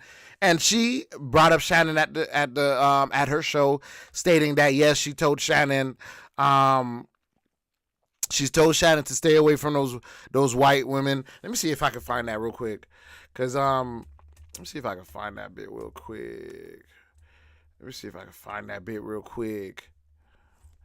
Let's see. Monique. Shannon. Let's see if I can find it real quick. Yes. So this is from Monique's her show this past weekend. What's going on, world? It's Xiaomi Sensei Rippin'. I'm back again with another video. All right, y'all. Now, of course, Prime Club Shake. All right, check out this part right here. They, what? When you an old bitch out there. Shannon. Of course, this is just a couple. Come on. They talk to us. How this dating thing? Because it's Mo is different now than when you and I. It's different, baby. I'm grateful I'm not 56 and trying. But you trying to say what you trying to say? Mo, I'm looking right at you. I ain't backing down. You better take your old ass and get somebody to love you. Damn, Mo. Now I'm looking right at y'all. Let me tell y'all what Shannon needs. Let me tell you what my baby needs. He need him an old fat gal who can bake good cakes, make some smothered turkey wings, who gonna rub his feet at the nighttime, okay, and gonna have a sip of his cognac to make him feel better about himself when he come home at night. That's what Shannon needs. You don't need no 26-year-old girl. You don't need no 36-year-old girl. This is your auntie talking to you. Take your old ass and get you an old bitch out there that can love you old. You're trying to hang out with these young bitches and you can't do it, Shannon. You just can't do it. So what's going on, world? It's Xiaomi. Monique first dude. So now he runs the risk of law. Yes, I told that nigga Shannon Sharp, leave that white nigga. This one from over the weekend. Yes, I told that nigga Shannon Sharp, leave that white nigga. Yo, I thought there was more. All right, y'all. Now, of course, this clip. I guess, but yeah. So I didn't really agree when all the women were saying that about the race thing and everything because I believe a woman scorn is like, bro, like the women are the most worst people to upset because, bro, a woman scorn, there's no wrath like a woman scorn, people say, right? Like, and so I felt like, bro, regardless if she was white, purple, Asian, or whatever, yo, Shannon Sharp messing around on her when she believes that they are in an exclusive relationship, that she is telling him that she wants his baby and that, yo, you ain't gonna be able to get rid of me, yada, yada, yada. Bro, regardless of whose race she was, she would have been pissed as hell, and she was going to try to fuck up his life regardless, like how this white girl is trying to fuck up his life. So, bro, for them to try to be like race this and race that, black woman probably wouldn't do that. Yeah, well, black woman probably wouldn't have went for your money, but they still was going to fuck your shit up or fuck your life up somehow. So, I'm not one of those people that believe in those reasons. Baby mama to being an extortionist. Because after that, it became all about the money. She told Shannon, she said, I know you missed this big, juicy booty. I don't know what booty she talking about, Art, because I didn't see no booty. I saw 2 pale, ashy, extra flat buttermilk biscuits. I don't know what booty she claimed Buttermilk she got. biscuits But is anyway, crazy. She told Shannon, you have to pay me $25,000 for each one of my cheeks. $25K for the left cheek, $25K for the right cheek. Yo, this Here's is the still problem with funny, that, Art. bro. If he only needed to pay you 50 grand for your flat cheeks. Oh shit, this is a good 50K, take. This is a good take. How did you end up at 50 million? Boom. Art, she said 25K. That's only 50 grand. 50 grand. So how did we go from 0 to 100 yes. in a couple weeks? Yo. You just wanted 50 grand. No, honestly. And I went over it on this stream. I don't for if this is your first time here, hit that follow button, man. We on our way to affiliate, bro. Help your boy get to affiliate. This is it's your boy Fritz. We stream regularly, so definitely we'll tap in with your boy. But but yes, bro. Like, yo, if I went over the text messages on January 1st of this year, 2025. She said New Year's. It was New Year's. She said, bro, 25,000 per cheek. On January 2nd, 2025, she's alleging Shannon Sharpe of sexual assault. But your lawyer, Tony Busby, wants 50 million. Here's why I believe.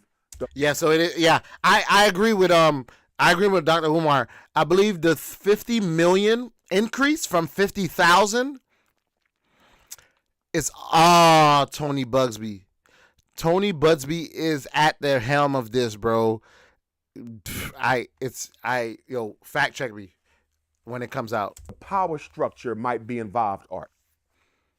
You are not going to convince me that a 19-year-old OnlyFans model, I don't care if she black, white, brown, yellow, or red, you are not going to convince me that if you offer a 19-year-old OnlyFans model who sells videos of her body for cash apps on the regular, she sells videos and pictures of her body on the internet for cash apps, and she gets offered $10 million to walk away when she only asks for 50 grand. Think about this, Art.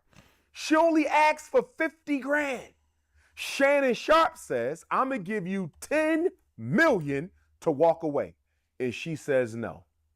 Art, do you know of anybody on OnlyFans? Do you know of any 19-year-old teenager who, if offered 10 million to shut up and go away, when they only wanted 50 grand, do you know of any 19-year-old girl who is not going to take the 10 million?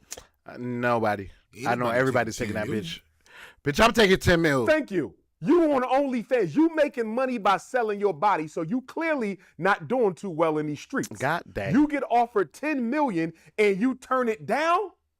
I believe the NFL power structure, or maybe the white media power structure, or maybe the white podcast power structure. Somebody was jealous of Shannon Sharpe's upcoming $100 million contract. Somebody was jealous of Shannon Sharpe's upcoming $100 million contract, and they intervened at the level of Tony Busby, or they intervened at the level of Gabriella Azu. One or the other. Because ain't no 19-year-old OnlyFans model turning down no 10K. Yo, ain't somebody wanted Shannon Sharp embarrassed. Yep. Somebody wanted Shannon Sharp humiliated. Somebody wanted Shannon Sharp's financial future destroyed. But Shannon Sharp made a big mistake, Art. He made the same mistake Sean Puffy Combs made. You know what that is? What that is? Offering too much money too fast. Too soon. Ooh-wee. Remember when we had our last conversation, I said what? Puffy messed up when he offered Cassie that amount of money in less than 24 hours. It makes you look guilty. It makes you look guilty. Shannon Sharp offered the 19-year-old Snow Bunny $10 million. That was too much money, and it was too soon. And where there's smoke, there's fire. So Tony Busby in the white power structure allegedly stepped in and said, if he can give you 10 that easy. Oh, shit. If he can give you 10 that easy, bro. Remember, Shannon was bragging when he was talking about how the Cat Williams interview made him more money than he ever made in the NFL. Remember that, Art? I remember that. So he's letting people know that the pockets is kind of heavy. So when he offered Gabriella Asu Ninjas $10 million, they said, yeah. When he said that Shannon Sharp was talking about that interview with Cat Williams for months. Shannon Sharp said, I quote, "This check was bigger than my NFL check." Later to come and find out that we are guessing he had made a few $1 million from that one interview. At all. We can get a whole lot more than that.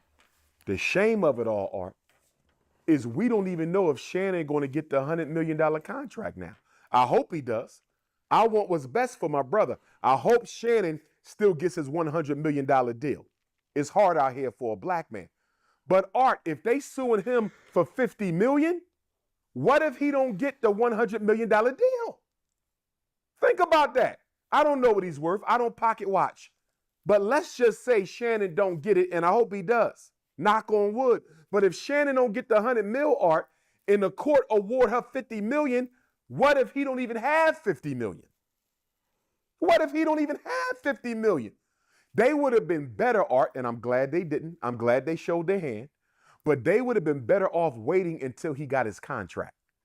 They would have been better off waiting until he had his contract so they could show that he got the money. But you coming in for a cash out before he's even cashed in, right? Bad move on their part, but that was good luck for Shannon. Yeah. Now let me back up a little bit, Art. I got some questions for Tony Busby and Gabriella Zuniga. If I am Shannon Sharp's attorney, Lanny Davis, if I am Shannon Sharp's attorney, Lanny Davis, I got some questions, Art.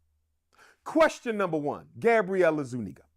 You claim that Shannon Sharp was abusive and controlling for the entire 2-year relationship. If Shannon Sharp was abusive and controlling during the entire 2-year relationship, why did you pack up and follow him to Las Vegas from California? If he was abusing you in Los Angeles, don't you think he would also be abusing you in Las Vegas?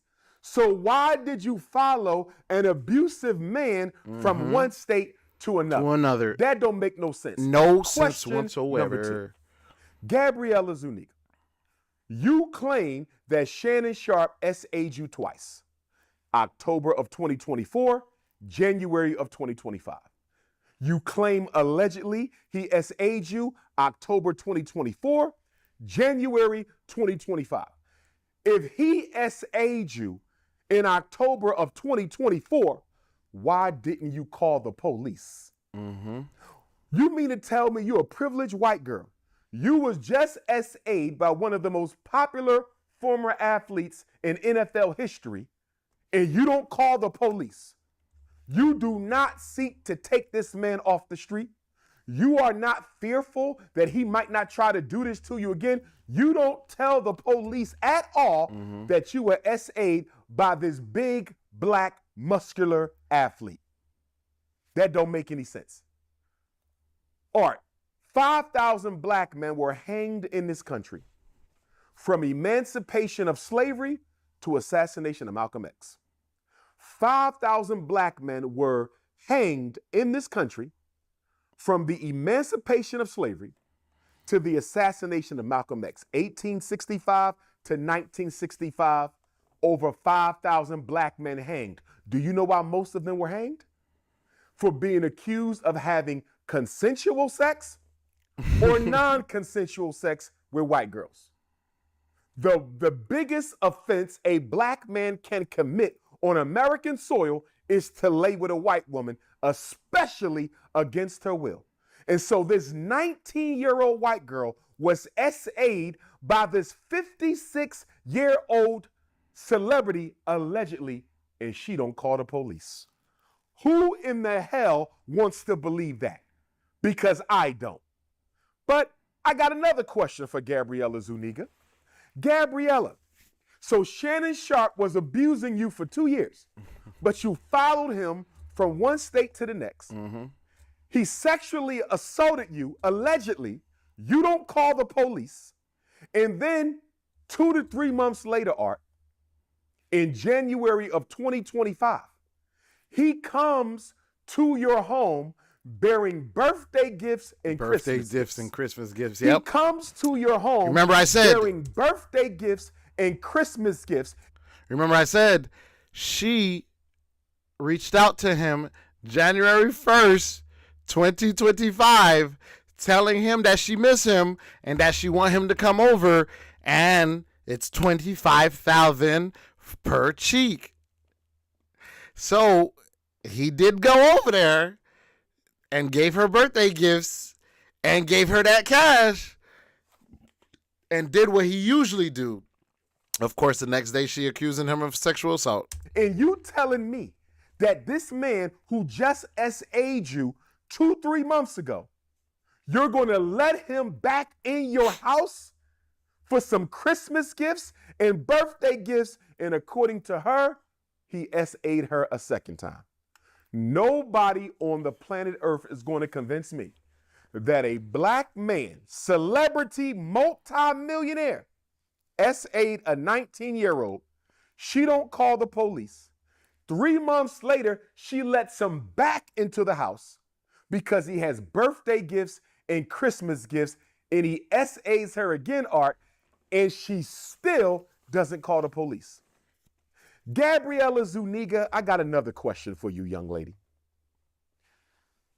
These sex assaults that you allege against my client, Shannon Sharp, these sex assaults that you allege against my client, Shannon Sharp, have not run the statute of limitations. Have not run the statute of limitations. So why did you not seek to have him arrested and tried for sex assault and then take him to civil court for your money? O.J. Simpson was found innocent in criminal court, but O.J. Simpson was found liable in civil court. Yep. So Gabriella, in the interest of protecting white women from sexually uncontrolled black men like Shannon Sharp, allegedly, and I'm being sarcastic on purpose here, why not turn him into the police, have him tried in court, arrested, taken off the street, and you can still get your thirsty ass lawyer, Tony Busby, to sue him in criminal court. Art, it makes no sense for her not to be pursuing charges in criminal court. You were SA'd twice by a black male celebrity, and you don't want no criminal justice. You only want financial justice. Art, this is a shakedown. And I do agree that Shannon Sharp was right when he went public and offered his 1 to 2 minute statement of innocence, because it would not have been to his benefit to let Gabriella sit behind a curtain destroy his name and legacy this entire time, and nobody know who she is. I'm glad he said who she was. I'm glad he told the world that this was an OnlyFans model. I agree with what he did. It may not hold up in court, but it don't matter. You know why, Art? Because Shannon is going through 2 trials right now. Shannon is going through civil court with the white man and a court of public opinion with the black man, the black woman, the white man, and the white woman. And guess what? Guess which one of those are more critical, Art? The court of public opinion. Because in civil court, she's going to get paid, and then life will go on for her. But if Shannon Sharpe is convicted in the court of public opinion, and I hope he's not, I'm rooting for him. I hope he's not. This can destroy podcast deals. This can destroy his access to white space because, you know, black celebrities love access to white space, parties and neighborhoods and events. They love that. So he could potentially lose out on the status of being a celebrity in the white world. Shannon has a lot to lose publicly, more so than the money she's going to get. Now, I don't think she's getting $50 million. They might give her the $10 million, Art, that he originally promised her.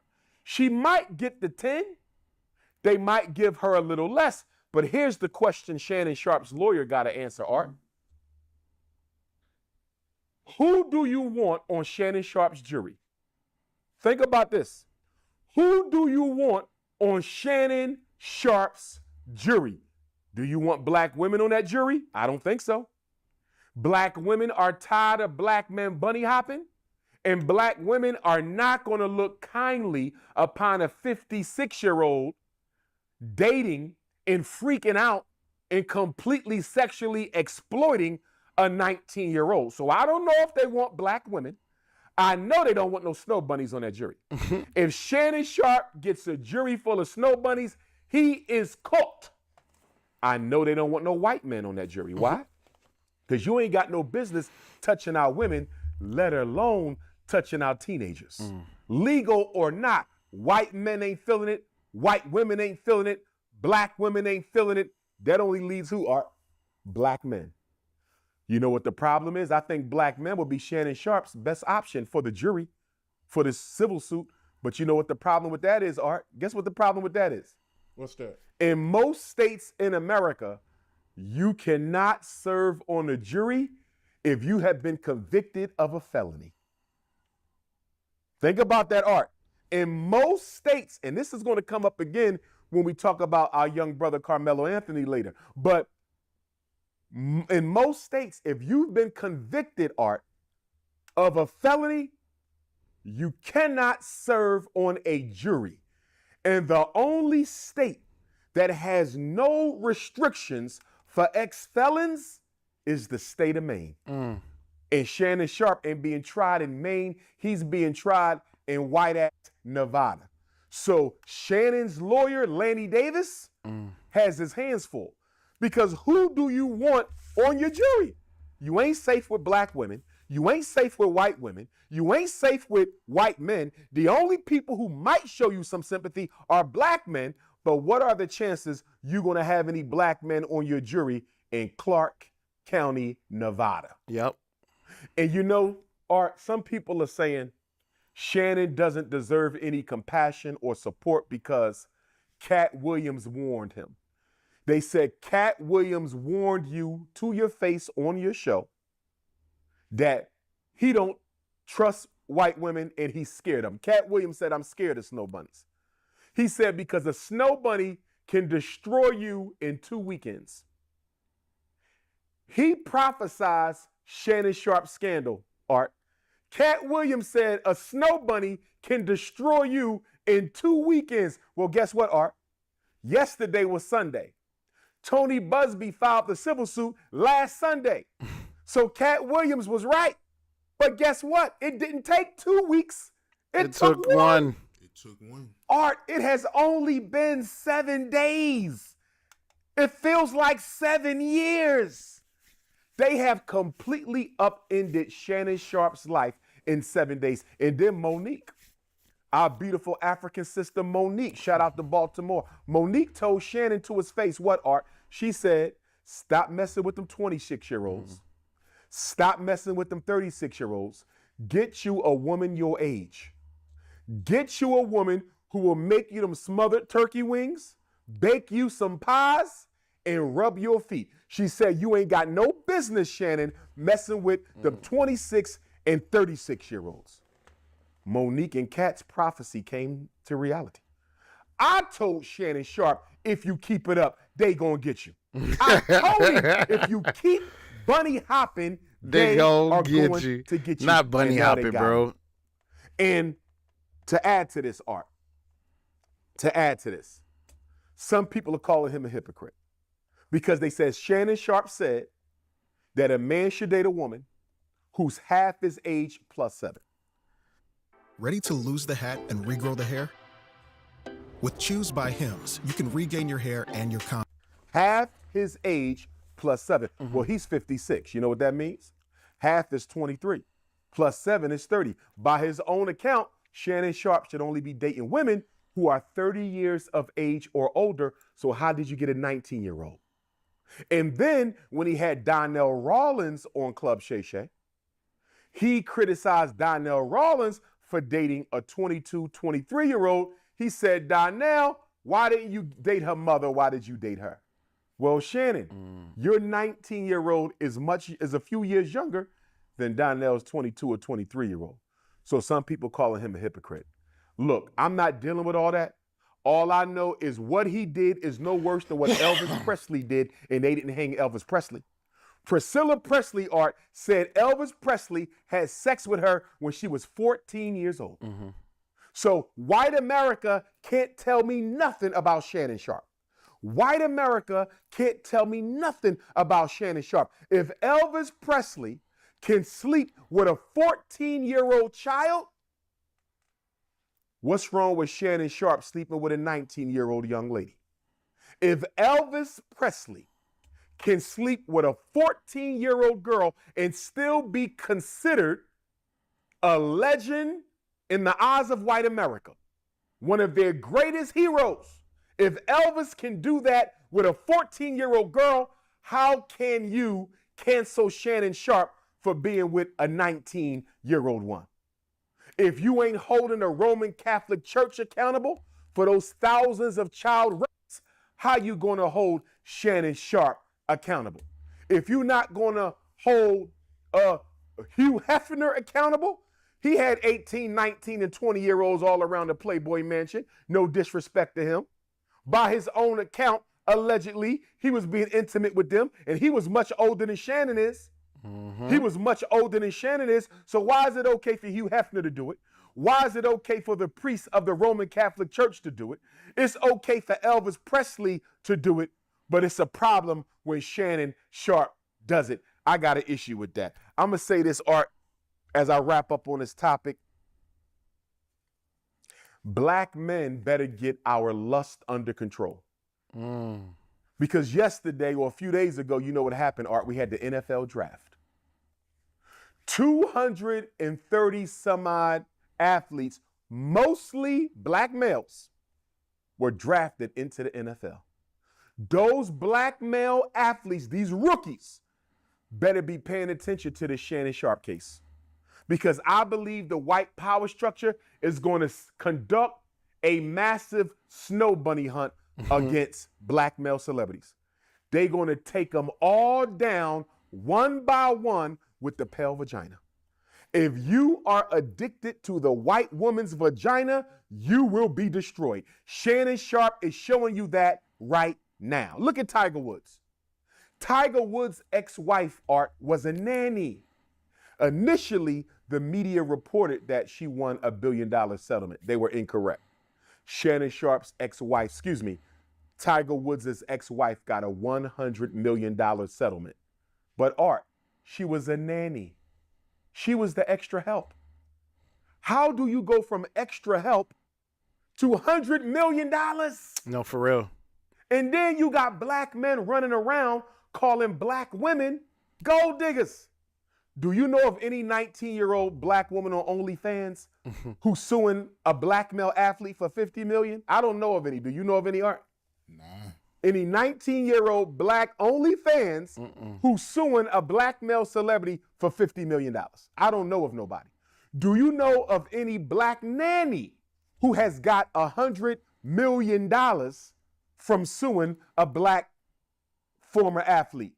No. Black women are not making this money off of black men. White women are doing this. This financial takedown of black athletes is almost exclusively a Snow Bunny situation. Keep black women's names out your mouth. Black queens forever, Snow Bunnies never. Never.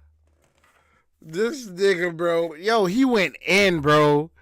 Yo, he definitely went in, bro. No lie, he went in, bro.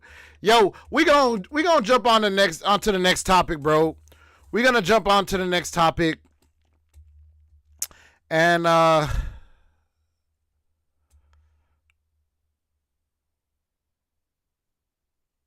Diddy panics in court while shocking audio leaks. I don't think it got that far. I don't think the audio leaked. What is this talking about? Think they let El Chapo get out of his penitentiary to go see about his knee?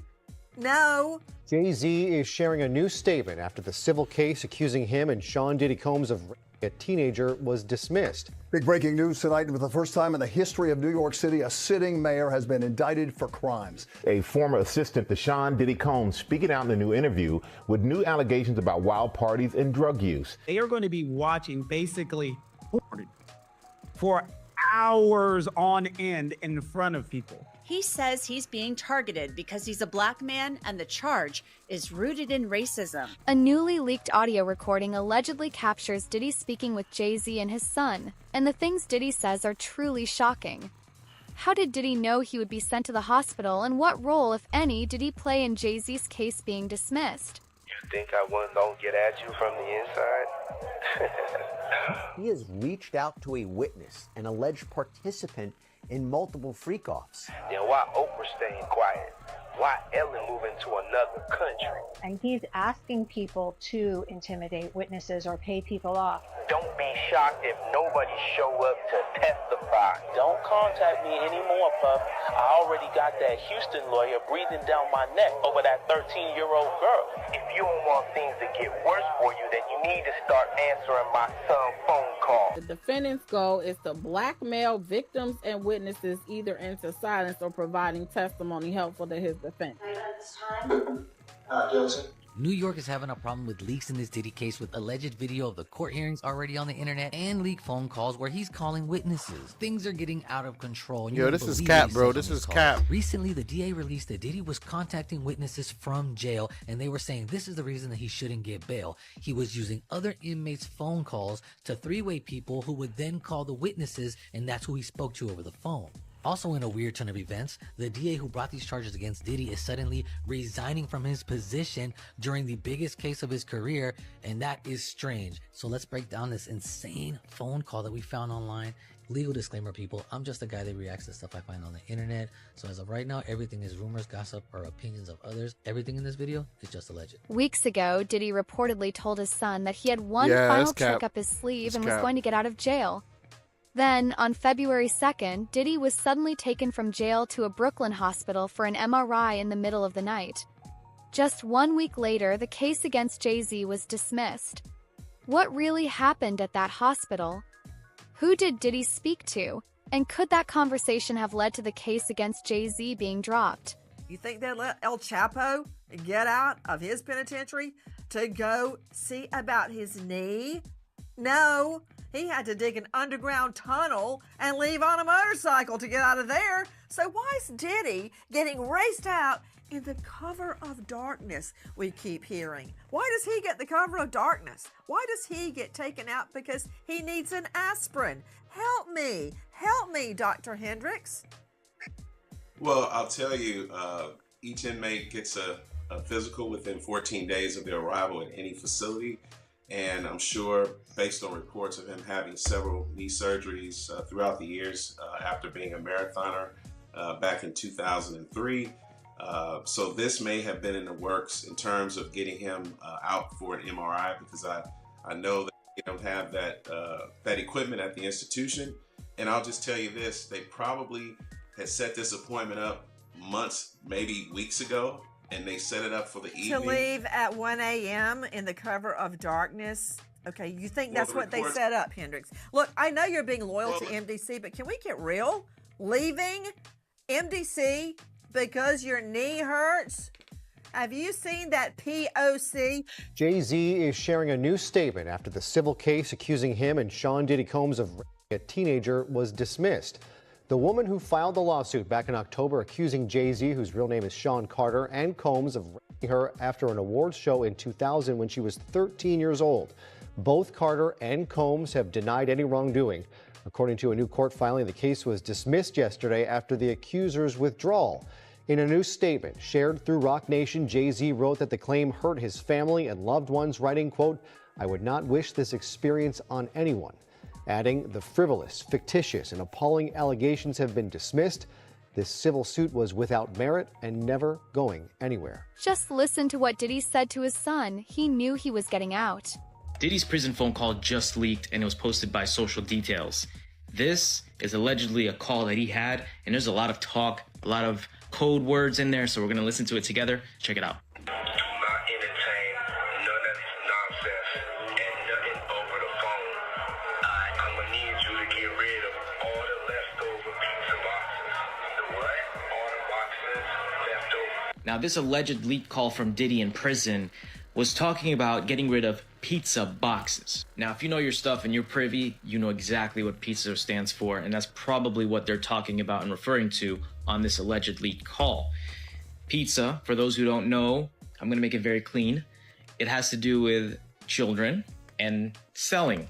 Make sure you recycle the plastic like you talked about. Now, in this alleged phone call, he starts talking about someone named Jay. People are speculating that may be Jay-Z, but there's no confirmation. At the same time, he talks about recycling plastic. I don't know what that could mean. If you guys have any idea, comment and let me know. Everybody out there quiet as a motherfucker. Yeah, exactly. We gonna let them have their little fun, but I'm still gonna have the last laugh. I mean, it seems by the call that he's looking for help. He's saying that a lot of people are quiet, I guess people that are on his side, and that he's gonna have the last laugh at the end.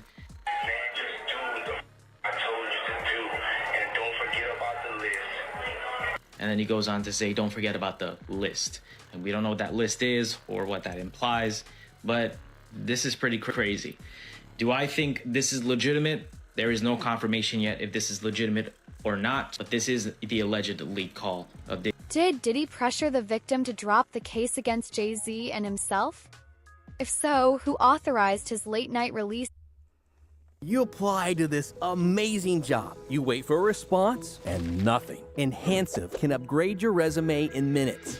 Enhansive's resume templates are fully customizable at the click of a mouse with endless options. Drag and drop sections, change fonts and colors in the entire resume in one fell swoop. And even add attention-grabbing icons in your key achievements section. And in order to really impress recruiters, tailor your resume to any job with a couple of clicks. Find a job posting, copy and paste it into Enhansive, and get a tailored resume and cover letter in less than a minute. Poof! Enhansive AI Assistant also helps you rewrite your resume or highlight your strengths and achievements. That's it! Enhansive is your all-in-one interview landing, recruiter impressing, time-saving superpower. Upgrade your resume and your career at enhansive.com.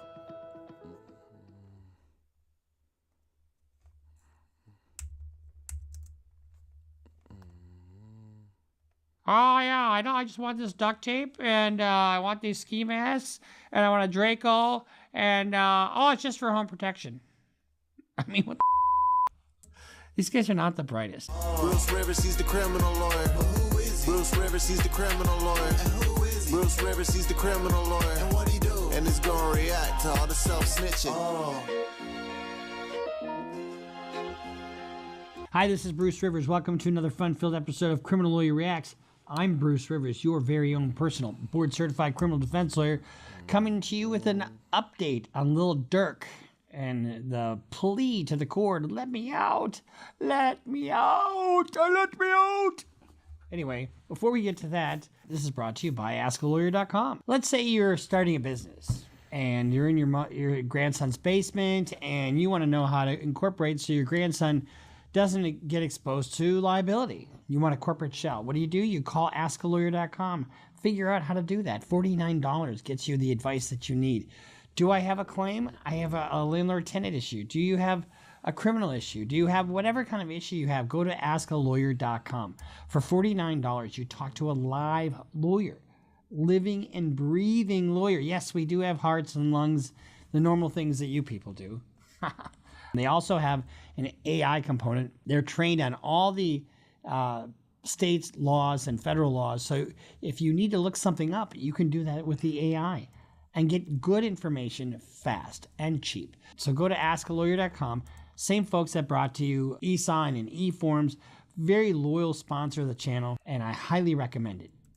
AskALawyer.com. Now, I get these cards. You guys are so nice, and you know what? It's ongoing. The grief with losing a son is just every day, every damn day. I have his pictures up, and they're hard to look at, to be quite frank with you. Steve and his girlfriend, Astel, I'm butchering her, but Steve, thanks for the card. And then there's also one here from Matilda Nelson. Thank you. And then there's also one from this Josh Holland. Mr. Rivers, my name is Josh Howard. Josh Howard. I am an artist and tattooist from Milwaukee, Wisconsin. My girlfriend, Kendra Kyman, is a huge fan of your CLR and has made me one as well. We were very saddened to hear of your son's passing. He seemed like a real sweet guy. He was, actually. And I'm very sorry for your loss. Enclosed is a painting I did for you. I hope you like it. It is done in the style and format of a tattoo flash, the type of art you will see on the walls of a traditional tattoo parlor. When I was painting the Content Genius sign, this is just interesting actually, I thought for a moment that I spelled content wrong, thinking that I wrote it as the word meaning to be in a state of peaceful happiness, content as opposed to content. They're spelled the same. So I was able to look it up because to be sure, and it turns out content and content are spelled the same. I suppose it has a fitting design for a double meaning, a content genius at peace, or content genius at peace. So this is just amazing. I'll show you this, guys, here, and we'll zoom up on this. You can see a picture of this in a second. But I mean, amazing artwork. Thank you, Josh. I mean, I can't tell you how much the well wishes from the supporters mean to me. It really does, because Michael was my life. I mean, so is my daughter too. Michael is my firstborn. He's a son. We were partners. And my daughter is my life too. I mean, we do all kinds of stuff together. We ride on the motorcycle together, but now she's away at college, which if your kids move away, what does that mean? Does that mean they don't like you? It's just tough. It's tough every day. But these cards, keep them coming. I really appreciate it. All right. With that said, thank you, Josh. All right. Let's get into Little Durk. Now let's just have a recap of what Durk is about. So Durk was arrested near the Miami airport after law enforcement he's been booked on multiple flights. He's accused of entering into an agreement to kill a rival rapper after they killed one of theirs. Now, let me tell you something about this. This stuff is going on all over the country. And remember I said there's, this cycle of violence has to stop? One of the things they've done here in Minneapolis is they've taken 45 guys off the street. 45 guys. I go to trial on the 12th of May. Oh, shit. On a RICO case. And half these guys have already pled guilty in state court of the murders. Now they want to get them on RICO. So they're looking at life. They're not fucking around. And they're doing this all over the country. I think we did one on the Rolling 60s in LA. So let's just kind of talk about here what's going on. Banks, he's 32. He's also known as Dirk Banks is his name. Lil Dirk, a.k.a. Blood. And Mustafa Abdul Malak of Chicago. They're charged with 1 count of conspiracy and 1 count of interstate facilities to commit murder for hire, resulting in the death, and 1 count of carrying and discharging firearms and a machine gun in possession of such firearms in furtherance of a crime, resulting in death. Those are crimes punishable by life imprisonment. Dirk is the lead defendant in the case. There's like 5 other people that are indicted as well. I'm not going to go into their names, but now keep in mind he was arrested at near the Miami International Airport, booked on flights. Basically, according to the superseding indictment that happened, I think in November, Banks formed an organization called the Only the Family, OTF, and which, among other things, produced and sold hip-hop music from artists primarily from the Chicago area. So OTF acted as an association in fact. That's kind of magic language, association in fact, because that's what they use on these RICO type stuff. And individuals who engaged in violence, including murder and assault at Banks' direction, and to maintain their status in OTF, maintain their status. So one of the things they have to prove in a RICO indictment is that the conduct that we're talking about, and here is a murder, is designed for 2 purposes, one of 2 purposes. One, to either benefit the gang or the enterprise, or 2, to increase the person's position within the organization. Lil Durk was in a feud with a guy by the name of TB. That's how he's identified. And the feud stemmed from a November 6, 2006 murder in which an associate of TB shot and killed an OTF member, a rapper named Davon Bennett, a.k.a. King Von, right? So Bennett and Banks were close friends. So this is a revenge killing. And there's just so much of this shit going on. So Banks is allegedly ordered to murder and he sent these hitmen money. And he used his own fucking credit cards to do it. He booked flights for him and got hotels and that kind of thing, and then coordinated and paid for the 5 conspirators to travel from Chicago to California on the day before the murder. Around the time the one-way flights were purchased, Banks told OTF associates booking the flights, "Don't book no flights under no names involved with me." And they've got that, like in probably a text message or a DM. The same day they traveled from Chicago to California, Banks was on a private jet going to California with another co-conspirator, Kayvon London, a.k.a. Cuz, and Vonnie. Later that day, Grant allegedly purchased this is so dumb. This is Kayvon London. Grant purchased ski masks for the shooters to commit and paid using a credit card in Banks' name. Where the fuck would you find ski masks in California? Oh, yeah, I know. I just want this duct tape, and I want these ski masks, and I want a Draco, and, it's just for home protection. I mean, what the fuck? These guys are not the brightest. The problem is that Banks was apprehended trying to leave the state. Then you go in front of a magistrate, and you have what they call a detention hearing. And when you have a case like this, if you're trying to leave the country, what are the 2 things that they talk about when at a bail hearing? Risk of flight and danger to the public. Well, danger to the public is kind of presumed when you have a fucking murder case, right? And then if you're trying to get on a fucking international flight, guess what?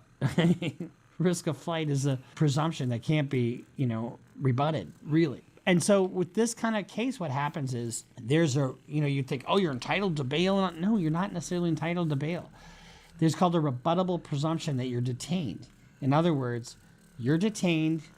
You got to prove, now it's on you, the defendant, to prove that there's a condition or set of conditions with which, you can put up to the court to make sure that, you're going to, not only that you're going to come back to court, but that you're not going to be a danger to the public. So what are they doing now? Dirk's team has filed a motion for his release in jail due to false information being presented. This is what they're saying. Defendant Dirk Banks, through his counsel of record, moves to court to dismiss the superseding indictment against him in this matter. In the alternative, he moves to compel disclosure of the grand jury minutes and evidence the government presented to the grand jury The motion is based on the attachment, so they file a motion to dismiss. The problem with the production, however, in other words, the discovery that the government has produced, is that Mr. Banks did not create these videos, and the government has failed to show any nexus between the manufactured video clips and Mr. Banks.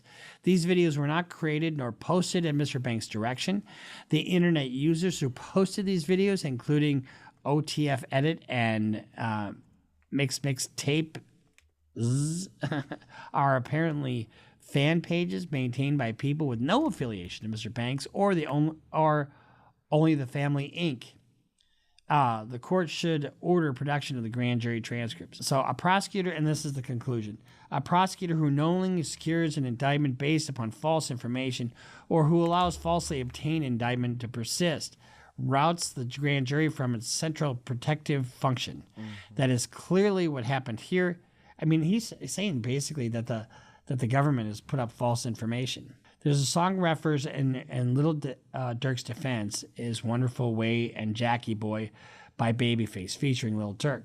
The defense argues the prosecution misrepresented the lyrics, falsely suggesting that they celebrated the 2022 murder of Robinson, Lil Pab, when the song was recorded 7 months before the incident. So apparently what they did was they have a fan page, whether it's a fan page or not.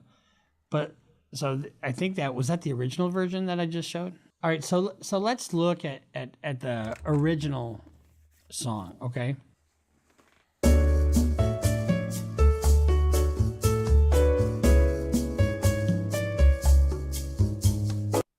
As an owner of Walton Goggins goggle glasses, I know how to make slick-looking goggle/glasses, but I have no idea.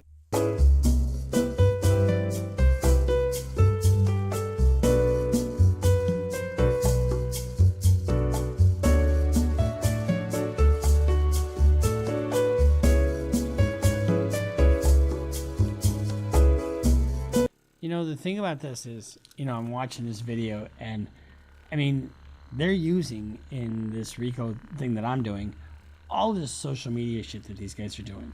All of it. You know, here's me, you know, you see these guys holding up money, you know, and they're just flexing their money and basically bragging that they got all this cash. And then you see them, you know, doing this, you know, I'm going to bring Melly back. I mean, all this murderous shit is stuff that they're using in these trials.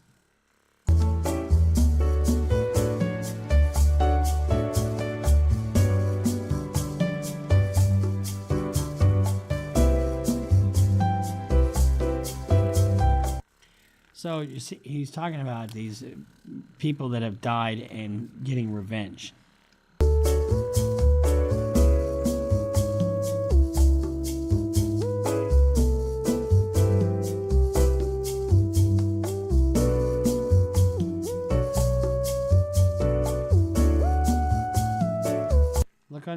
Look on the news and you see your son and you say, no.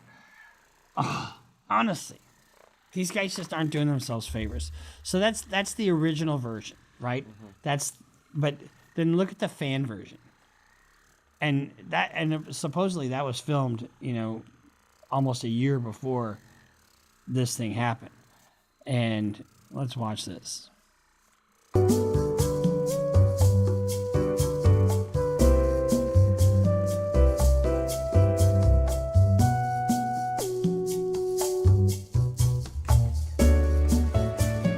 Baby's daddy? Is that Fang shit? I mean, what the fuck? Is that your baby's daddy? Is that somebody you want to be proud of? I mean, and I get art. And is this reality? So what did they do? You know, the judge granted Lil Durk a bail review hearing. In other words, now that this is not over, but now that, you know, we're litigating this and now we have the discovery, we see what the government's trying to use, we're going to file a motion to dismiss and try to get him out. So the judge granted Lil Durk a bail review hearing in his murder for hire case after his legal team claimed prosecutors used false evidence to secure an indictment. They didn't just use the video. I guarantee you, they've got credit card statements showing that he bought these guys tickets to go kill these guys. Yeah, like, so on the Durk case where where I thought it was a win. I thought it was a win that the prosecutors kind of tripped up on one of their one of the reasons why they wanted to indict Dirt, when they said that what his music resembled. Well, there was an edit where in his song it was added that music clip from Quando Rondo screaming "No, no, no," but it like the attorney just said, bro, they got although yes they did mess up on that one, but they got him on they supposedly allegedly got him on so much more criminating evidence that okay, so what, that we fucked up on one allegation of what the heck, but that doesn't, just because you weren't talking about the crime at that moment doesn't mean you don't talk about crimes that you committed. So this key video was fan edited according to the defense.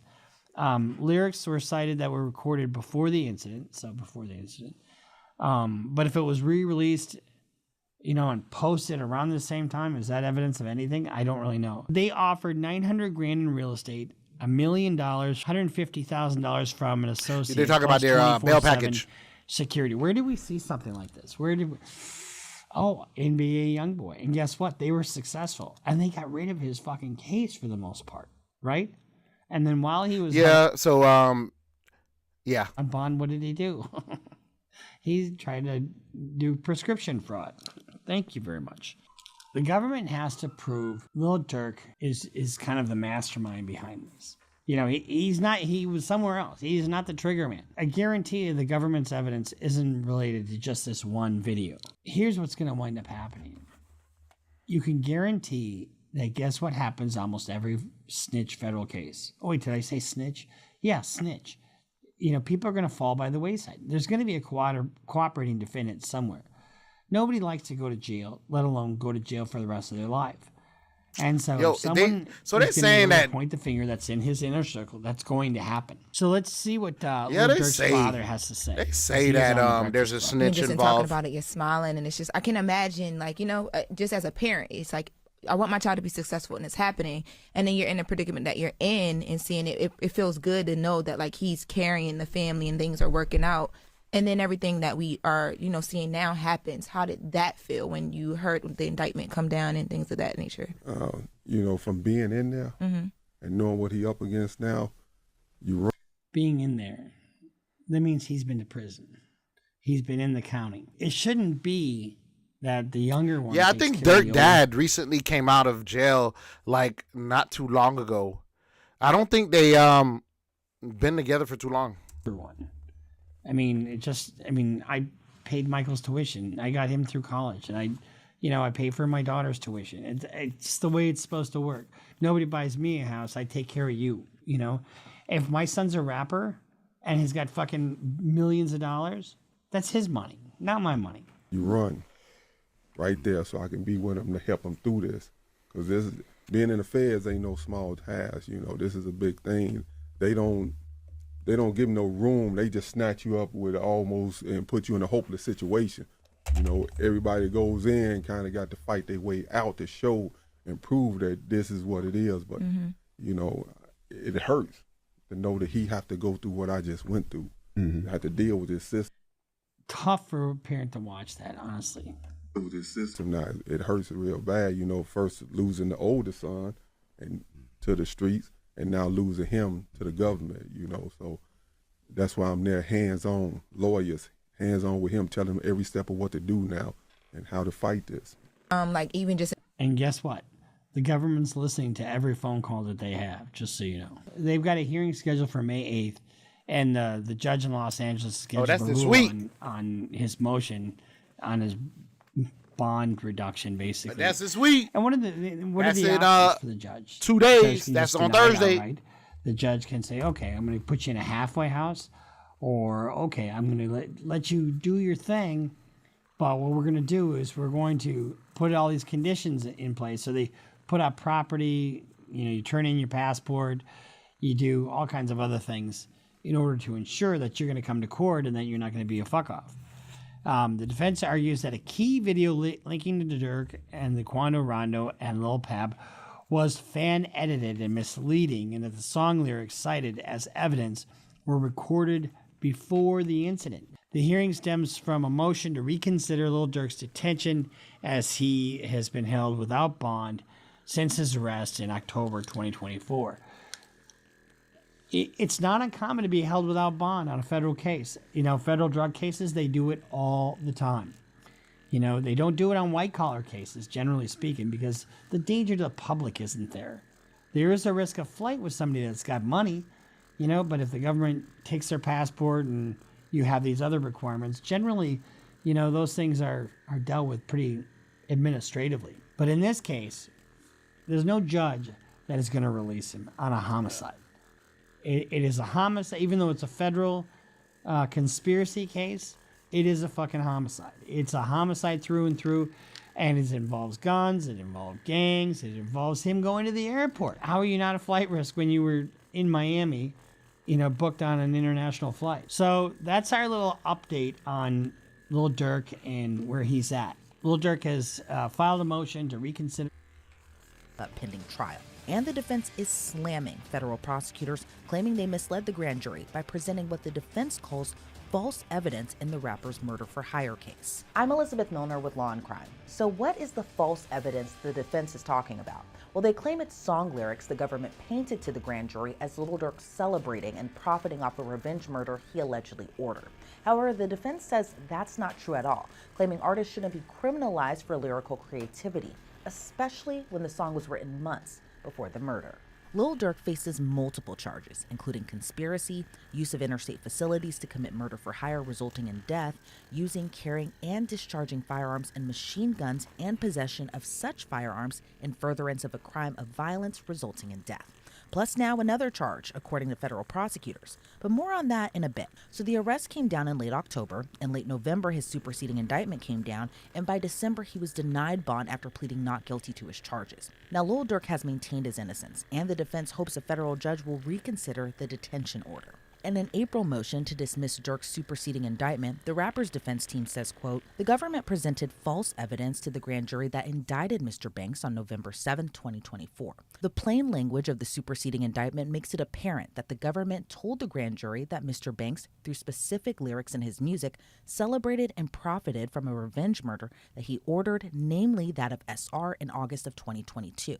That claim is demonstrably false." So as many rap fans already know, federal prosecutors allege Lil Durk ordered a hit out on rapper Quando Rondo in retaliation for his alleged involvement in Lil Durk's close friend King Von's murder. Now, King Von was shot and killed in 2020 in Atlanta, Georgia. Prosecutors claim Lil Durk ordered a hit on Quando. However, it was Quando's cousin that was killed in the ambush-style shooting in LA in 2022.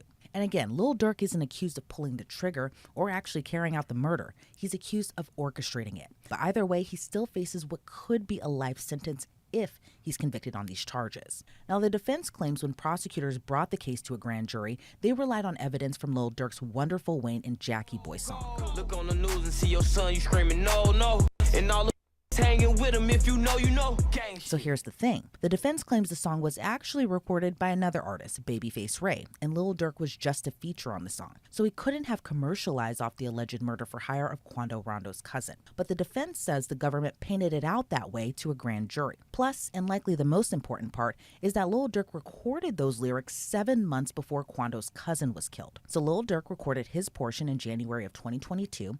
Quando Rondo and his cousin were shot at in August of that same year. But the defense says after the song was recorded back in January, Lil Durk no longer had involvement on the song. All other production on it was done by producers and other industry professionals. But there were no changes to lyrics made by Lil Durk. And all of this information was available to the government. So now the defense is pushing for the courts to dismiss the superseding indictment against Lil Durk. The defense wrote in their motion, quote, "The issue over timing of Mr. Banks' recording of the lyrical verse in question is not one of frivolous or inconsequential value. It is quite the opposite.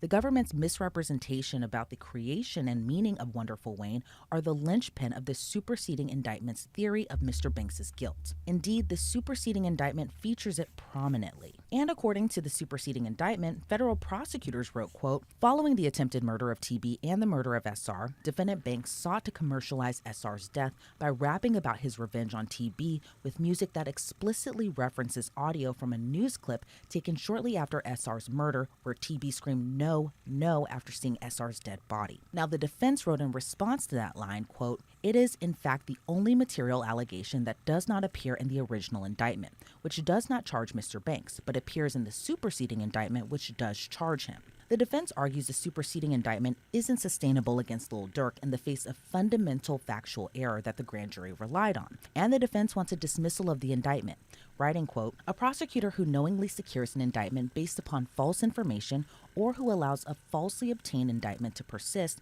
routes the grand jury from its central protective function. That is clearly what happened here. For the foregoing reasons, the court should dismiss the superseding indictment against Mr. Banks. In the alternative, the court should compel disclosure of the relevant underlying grand jury proceedings. Durk's family also released a statement echoing the defense's motion, writing, the recent developments in Durk's legal case have brought a harsh truth to light. The government presented false evidence to a grand jury to indict him. This isn't justice. That's a violation of the very system that's supposed to protect all of us. Durk has always used music to tell stories, to express pain, to heal, and yet those same lyrics are now being used against him. We refuse to stay silent as Black artists continue to be criminalized for their creativity. Rap is art. As a family, we are asking the public, the fans, and the culture to stand with us. Stand for truth, stand for fairness, stand for the voice. So what was the government's response? Well, they claimed the timing of when he recorded the song and the fan-made videos overlapping the news clip about Quando's cousin's death is neither new nor does it have a material bearing on the court's detention analysis. Federal prosecutors write, quote, tellingly, defendant's application does not even reference the court's analysis on danger or flight. It does not explain how defendant's lyrics or fan-made videos undermine the inference that defendant, who has considerable resources, attempted to leave the United States upon learning of the arrest of his co-conspirators, or that defendant uses his money, influence, and power to endanger individuals whom he perceives as a threat. At the hearing, defense counsel raised this exact issue of timing of defendant's lyrics. The court made clear that the lyrics were not material to its detention analysis. The filing goes on to say, moreover, defendants proffer that his fans, rather than defendant himself, created the videos linking him to SR's murder is immaterial to defendant's danger or flight. Defendant was not detained because of videos his fans created.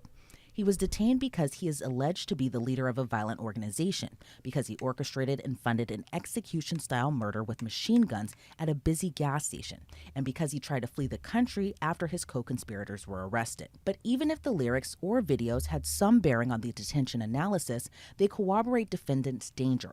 Defendant has repeatedly used his pulpit as a voice of violence, publicly rapped about paying for murders, hunting opponents with machine guns, bounty hunters in Beverly Hills, and other lyrics that have a striking similarity to the modus operandi used to kill SR. Federal prosecutors list other songs where they claim Lil Durk was rapping about the murder, like Gucci Mane's song Rumors, where Lil Durk had a feature, and Scoom His, which was an unreleased song seized by the feds. So because of Lil Durk allegedly trying to flee, because remember, his arrest happened at a Miami airport, the FBI said Lil Durk at the time booked at least 3 international flights following the arrest of his now co-defendants. U.S. Customs and Border Protection alerted the FBI he booked 2 one-way flights to Dubai and Switzerland, but also booked a private plane to leave Miami and arrive in Italy. However, he was arrested prior to takeoff. So for all of those reasons, federal prosecutors want the court to keep Lil Durk where he is, in federal detention pending trial. Then on May 1st, prosecutors say the grand jury returned a second superseding indictment, charging the Chicago rapper and his co-defendants with crimes arising from the August 2022 murder of SR, including an additional charge of stalking resulting in death. In the court filing, prosecutors write, quote, defendant Banks has presented a false narrative that he is being prosecuted and detained because of his violent lyrics. This claim is and has always been baseless. Prosecutors say the second superseding indictment contains no allegations about defendant's lyrics. Instead, it contains significant allegations that show Durk's alleged role in the execution-style murder of Quando's cousin. So with the second superseding indictment coming down, quite frankly, it's just not looking too good. But it'll be up to a judge to decide. Durk has a court hearing set for next week. This Lil Durk case has so many layers. The defense claims it's the lyrics that helped get Lil Durk indicted. Federal prosecutors say it was Lil Durk's alleged actions, that being the reason. So let's bring on now a great guest, and that's civil rights and trial attorney Adante Pointer. Adante, great to have you on. What's your reaction to the defense and even Lil Durk's family claiming that his lyrics are being used against him? Well, this is a common refrain, or I should say response to these type of allegations where an artist, be it a rapper or be it whoever, their artwork is being used against them to say they engaged in criminal conduct. We do have freedom of speech in this country, although there are some limits to it. And anything you say can and will be held against you in a court of law. And this is one of those cases that tees that up perfectly. And so prosecutors, they say that the lyrics were an issue that was brought up at his original detention hearing, and they have nothing to do with why the judge made that ruling to keep him locked up pending trial. And while the defense points specifically to his feature on Wonderful Wayne and Jackie Boy, the Fed seized another song that references riding through Beverly Hills with choppers, all this other stuff. What's your reaction to those specific songs being called out in the government's response? Well, the government is saying, look, these lyrics and your rap songs or rap verses are too eerily, coinkydinkley similar to what happened in real life. So is this a situation where art mirrors life, or is life mirroring art? The government is saying your art is mirroring your real life, which is a criminal life. Lil Durk is... But my whole thing on this is this.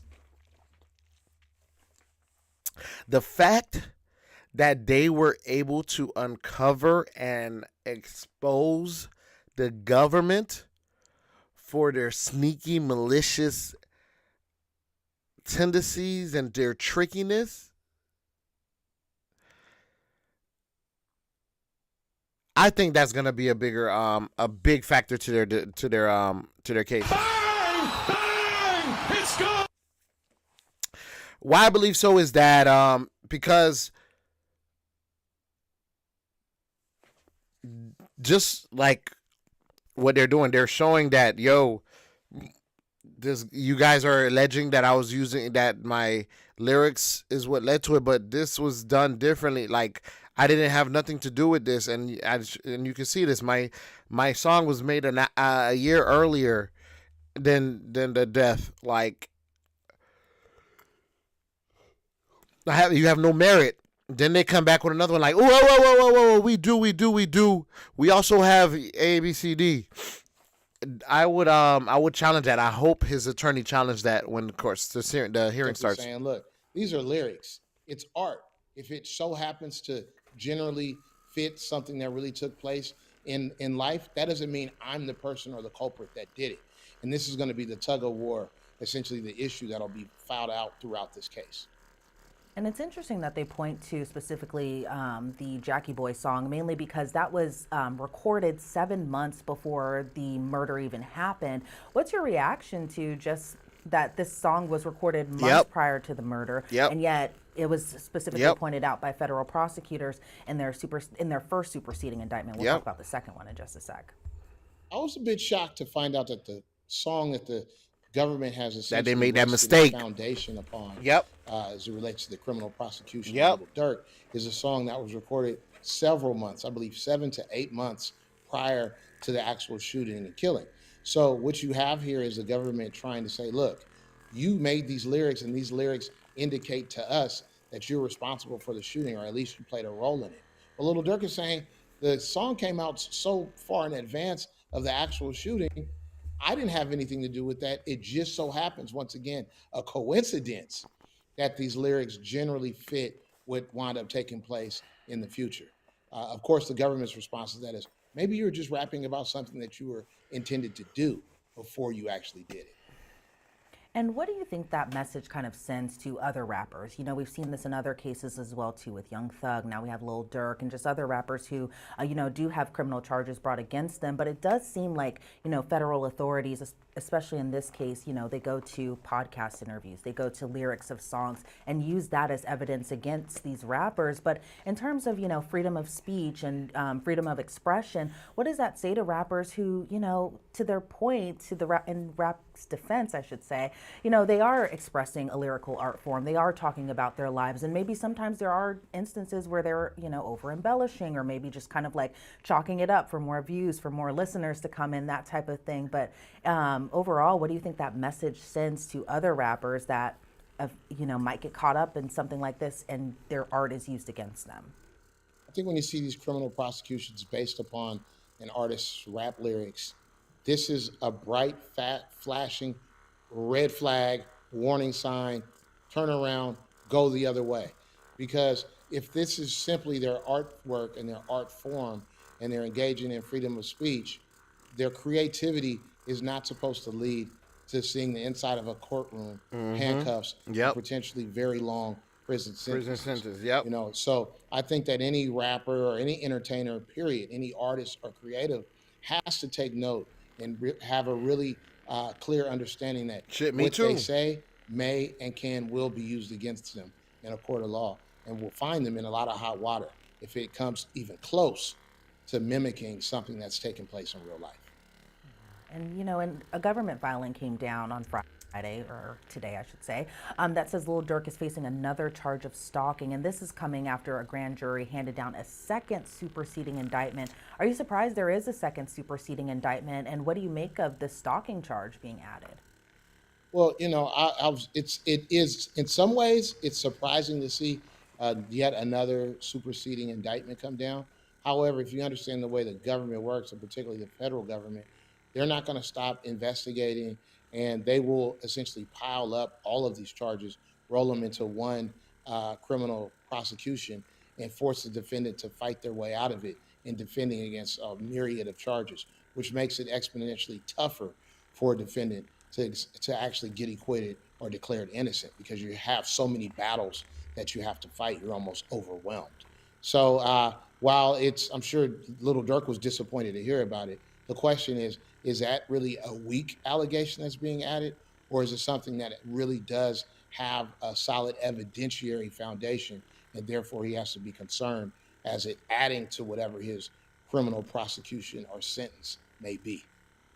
And we've seen it in other federal cases, to your point, including, Sean Diddy Combs, who had 3 superseding indictments, but now it seems like Lil Durk is almost there with now 2 superseding indictments. And the defense wrote in a court filing that the government provided a copy of the new indictment to undersigned counsel on today's date. In the second superseding indictment, the government has chosen to remove the allegations regarding Mr. Banks's lyrics previously included in the first superseding indictment, and remove any allegation regarding the payment of a bounty previously included in the first superseding indictment as well too. What do you make of the defense's response there? Well, I think the defense is doing its job. The defense is pointing out the way in which the indictments have changed, or they've morphed over time. And typically what you would expect is more factual allegations, more evidence, the inclusion of additional crimes. What you would not and do not expect is that the government, after the defense made an argument about that song predating the alleged criminal conduct, now, coincidentally or intentionally, I would say it's purposeful, the government now deleted or removed those allegations from the indictment. So that actually, to me, is a point scored, if you will. That's what I just for said, Little Durk, like I mentioned. and a point taken away, if you will, from the government. Because, it seems like at first they were doubling down, but now it seems like they're kind of reversing course and just taking it out altogether. In your opinion, do you think the judge will reconsider the detention order, and do you think it's possible at this stage with Lil Durk that he can actually get bail possibly? That's just very slim, I think the judge will take this into consideration, and I'd be surprised if Little Durk's counsel don't make another run at getting the bail reconsidered by the judge. This is certainly could be considered new evidence that the judge did not initially have to consider, especially when you're dealing with bail. The judge is looking at the allegations in the indictment, and if those allegations change or the evidentiary underpinnings of those allegations become weak or tenuous, then it's incumbent upon the judge to reevaluate reevaluate whether his or decision. not this is a person, i.e. Little Durk, can be monitored and supervised outside of being placed in a jail cell while he's fighting his case. So I think this could potentially be a game changer for Little Dirk. Now, prosecutors, on the other hand, they say that Lil Durk is a danger and a risk of flight. Now, the FBI said that he had booked 3 different flights in 3 different countries. Once he knew his co-conspirators were arrested, and Lil Durk, when he was arrested back in October, was arrested at a Miami airport. In terms of just risk or even risk of flight, do you think that the prosecution has a strong argument there? Well, there's much ado made about these multiple flights that he had. I've seen it reported that, Little Dirk had these different flights because he was trying to figure out how to get to his destination the most efficiently. Now, we don't know if that's true or not, but that was his claim. And I think anytime you're dealing with a high net worth individual, there is that a heightened risk that they can use their resources and their networks to flee the long arm of the law. However, for someone who's famous as he is, he's not someone like a Kanye or a Diddy that's, everyone kind of knows on sight. But I would think it would be pretty easy to keep tabs on someone such as Little Dirk. So I think the government and the feds in particular, if they're inclined to want to allow him to be free while he fights this case, they certainly can come up with some accommodations to where they can keep a tab on him pretty easily. Yeah, and I think the defense was even offering up like a $3 million bail package. So it seems like from the defense's angle that they really just kind of want their client to at least be able to fight his case from the outside. So we'll kind of see what happens. But in your opinion, they're on the court's calendar, it's possible that Lil Durk will go on trial later this fall in October. But in your opinion, do you think federal prosecutors do actually have enough to convict Lil Durk? Now, they claim that they have phone records, credit card information, financial records that he allegedly paid the killers. What are your thoughts on just kind of the evidence? I feel like Lil Durk that they have is too popular to be doing. Well, his the prosecution has certainly painted a strong case and a picture that seems to firmly place Little Durk in the center of the shooting. However, we certainly there are many examples of case falling apart on its way to trial, be it by witnesses, be it evidentiary evidence, or an investigation was compromised, and then that comes to the light. So while the allegations that the government are making are very serious, and it appears that they have done their homework, it doesn't mean that there weren't some missteps or overreach along the way. And those will be the issues that Little Durk's attorneys will be quick to point out and will use as a hammer, if you will, in order to try to loosen, or I should say, break the resolve of the government in going forward with these criminal charges. And do you think it's possible that Lil Durk might have a mole in his camp? Do you think it's possible that there was someone along this way the entire time, possibly working as a cooperating witness with the federal government? Do I think there was a cooperating witness or a mole? The answer would be yes, in caps, underscored, and bold. Because that is a very common and frequent tactic, in particular the federal government uses. They find someone that is next to or adjacent to the main target, and they find out that they've committed some type of crime and give them some sort of leniency in exchange for information or access to the main target. So it would actually be surprising to me if there was not a mole or some other confidential informant that was within Durk's camp feeding information to the federal government. Of course, that also opens up to the idea of credibility of this said witness or informant, because if their back was against the wall and they're facing 300 years, many people, unfortunately, despite what we might think, would be quick to tell and throw their friend under the bus. I remember once upon a time I was handling a case, and the defendant told me, hey, the police told me, why go to the pen being short for penitentiary, when you can send a friend? Why go to the pen when you can send a friend? And so people have all the incentive in the world to throw someone else under the bus in order to save themselves. And that's something that the defendant will certainly bring up. Especially when you have, again, to your point, facing decades, hundreds of years possibly in a federal penitentiary versus what could be maybe a sweetheart deal in comparison, yeah, I could see why maybe some people would decide to go that route. And as far as prosecutors, they allege that, the motive behind this was Lil Durk orchestrated this shooting in retaliation for King Von's death. They have Quando Rondo allegedly being associates with King Von's killer, that type of thing. But in terms of just the defense strategy, what do you think that could look like, especially as, to your point earlier, just the federal government, when they swing, they don't really miss, and they put a lot of stuff against you, and it can be pretty intimidating. But how do you think the defense could make a comeback?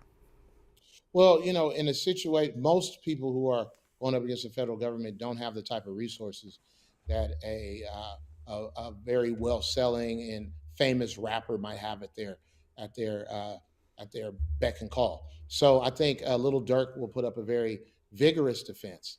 But as I used to say as an attorney, criminal defense attorney, I'm an attorney. I'm not a magician, so I can't make things appear and disappear. What I'm able to do is give different perspectives on items of evidence and/or poke holes where there are some weakness in the government's case.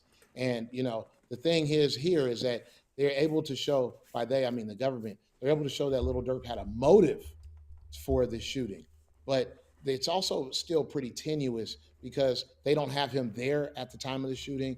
They'd have to have more, which is what the government is alleging. Documents, money, transferring hands, orders being given, congratulations being given out on the back end, or money being sent. There has to be some other corroborating evidence other than motive to put Little Dirk in the penitentiary for this shooting and this death. Yep, and to your point also, it's just the criminal defense attorney making those little holes that could be enough to sway at least maybe possibly one juror, maybe more. It's not out of the realm of possibility. We see it so many times here at Law and Crime. Adante Pointer, I want to thank you so much for your insight into this case. Before we sign you off, though, do you think that the judge will reconsider the detention order at next week's hearing? I think it will. I think the judge will reconsider the detention order. The question is, I'm not sure if it'll be at next week's hearing. The judge may decide to do it on their own sua sponte, or they may wait for Little Dirk's attorneys to file a formal motion. I'd imagine that motion is being feverishly typed up right now so that it could be in front of the judge by the time Little Dirk winds up in court next week. And probably more court documents coming down bright and early Monday morning. I think they try to at least ask for a deadline between Tuesday, so we could see that filing coming down very, very soon. Adante Pointer, thank you so much again for your time and your insight into this case. I really appreciate it. Always love being here. Thanks. According to online records, Lil Durk has another court hearing set for Thursday, May 8th. But for now, he remains in federal custody at MDC Los Angeles. Reporting for Law and Crime, I'm Elizabeth Milner.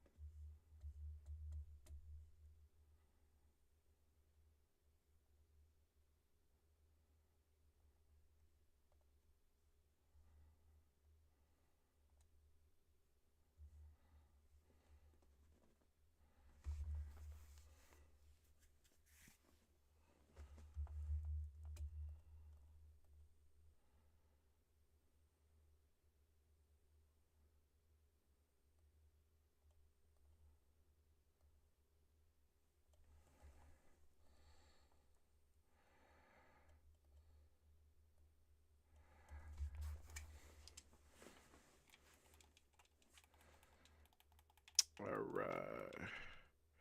Let me see if I can actually play. Let me see if I can play on my OBS screen instead of the actual instead of my actual monitor, bro.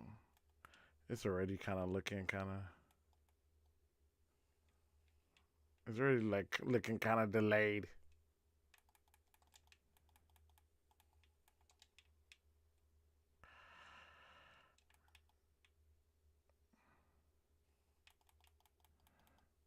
Yeah, crap look.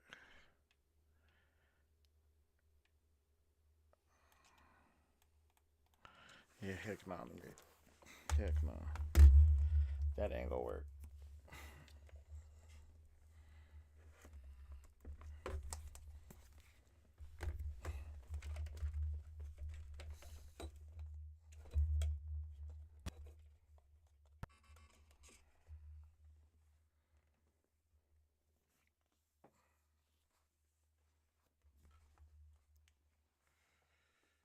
All right.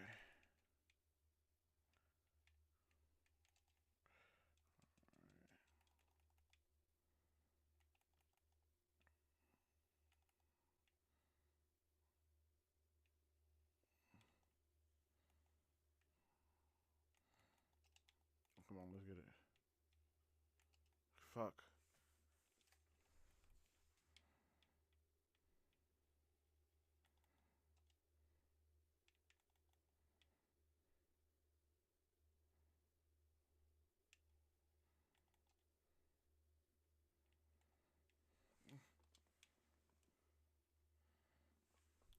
Got him. Got him. Got him. Got him. Come on, man.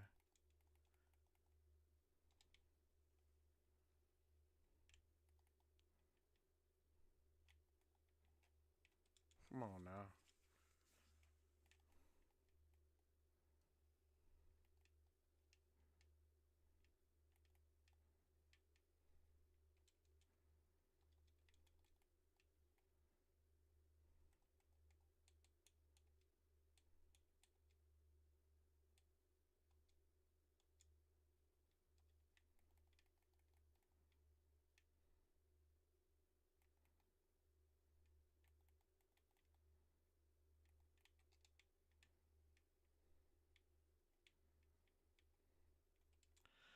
Yo, that sucked.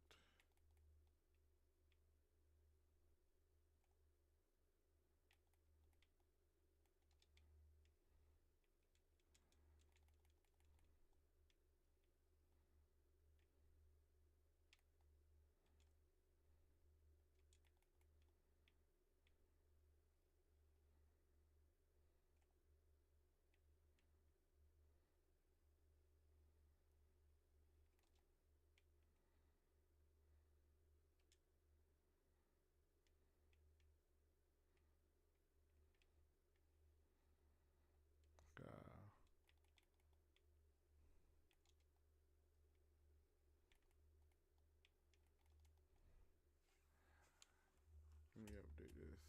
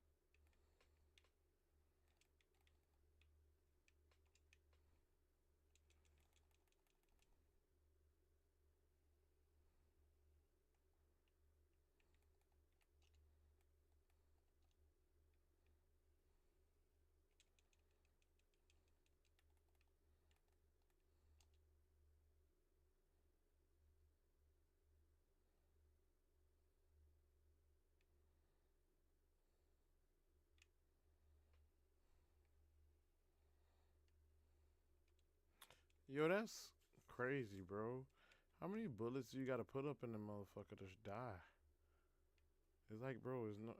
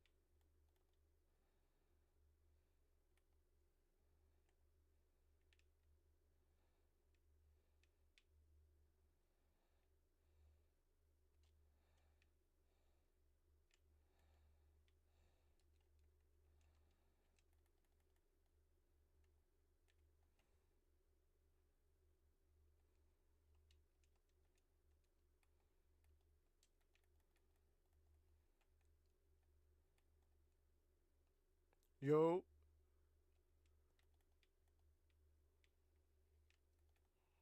Yo, what the fuck?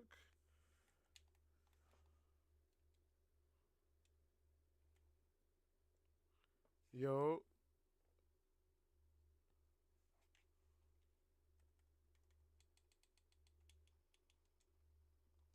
Yo. What's good, bro? Bro, nigga vibing, bro. Nigga vibing, bro, man. I was, nigga just been streaming, bro. Yeah. Yeah, bro. Or I see you play FIFA, bro. Shit, bro. Shit, I haven't played FIFA in a minute, dog. I love FIFA, bro. Yeah, bro. I fucking love FIFA, dog. Shit, bro. But shit, yeah, bro. We can get some games on Call of Duty, dog, before they can go to bed, bro. You down? Okay, cool. Let me invite you to the game.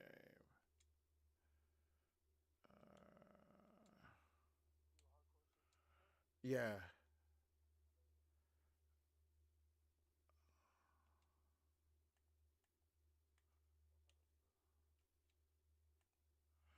Yeah. You in the party? I mean, you in the lobby? All right, cool.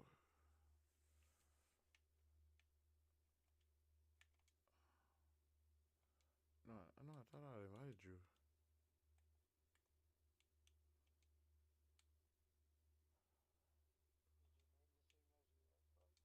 Yeah. You got the invite?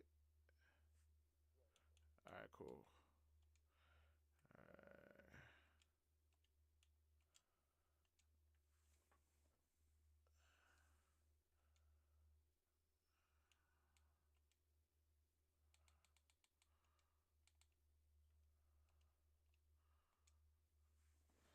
All right, shit, right. But shit, bro, like that. What time you be waking up? What time you wake up in the morning for work?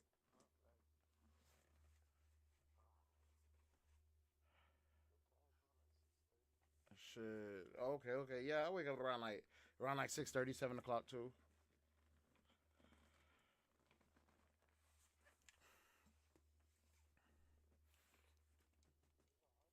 Yeah. Yeah. Isn't it on hardcore? All right, cool. Scared the shit out of me, bro. Enemy UAV. You ever play hardcore?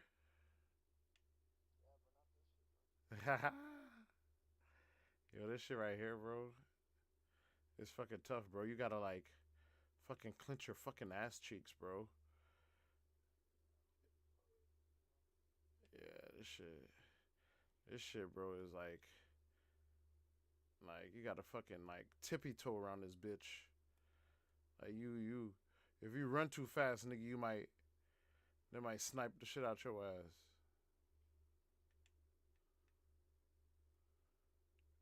You run too fast, bro, you might be toast. Like I got this nigga right here. Oh shit. Who the fuck shooting at me, bro?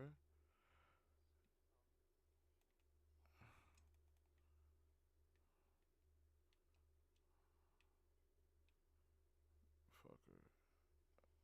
Got his bitch ass. His ass was fucking. His ass was fucking. His ass was fucking. Fuck! They killed my ass right when I was taking over B, bruh. Fuck! Killed my ass. Yo, how the fuck am I? Last motherfucker on this bitch, bruh.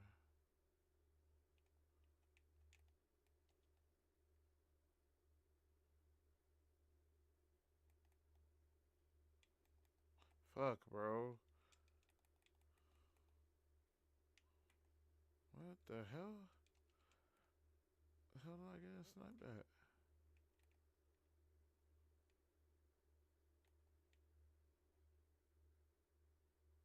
Fuck, I seen his ass. I see his ass. I see his ass. I see his ass.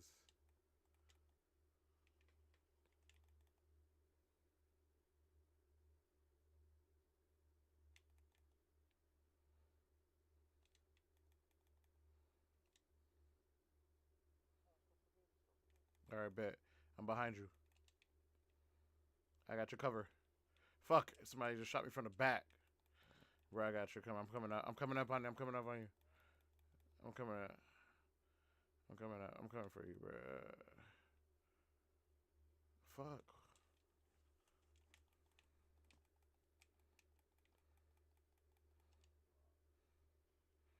Damn, bro.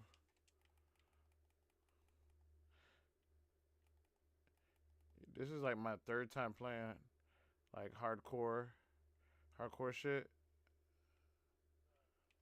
Fuck, I see it. I see that nigga that just killed your ass. Fuck, and they just got me again from the back, bro. Yo, why nobody don't be behind me, bro? Oh shit. Oh shit.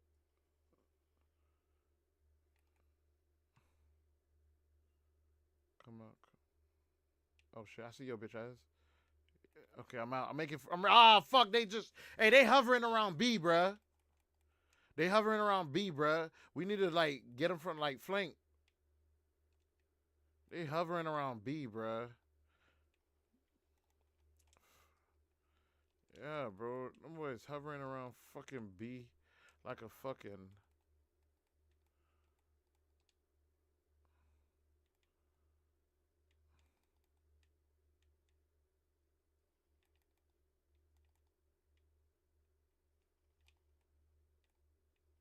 Damn it. Hey. Fuck. Shit. Where you at?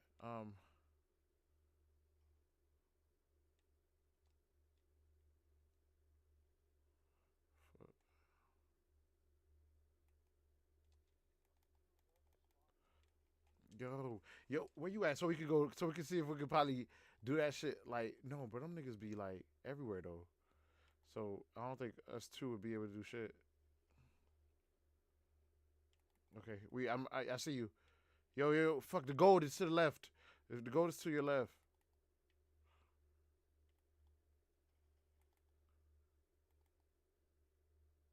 And the shit I hate about hardcores, bruh, them niggas, dawg, they let you kill everybody. Your teammate, the opponent. Fuck, bro. Yo, dawg, this is like.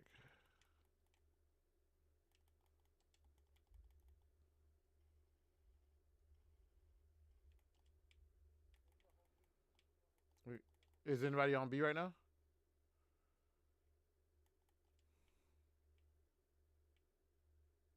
Gotcha. I'm taking B. Fuck, I got shot from the back. How the fuck? I was just there. I ain't see nobody. Be careful, whoever just went through there, bruh.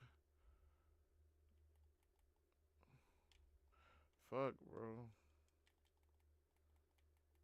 Yo, let me go upstairs. See if I can fucking like fucking snipe motherfuckers.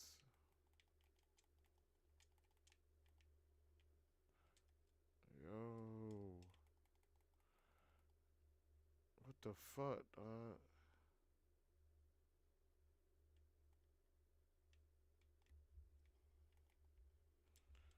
Yo, these niggas are everywhere.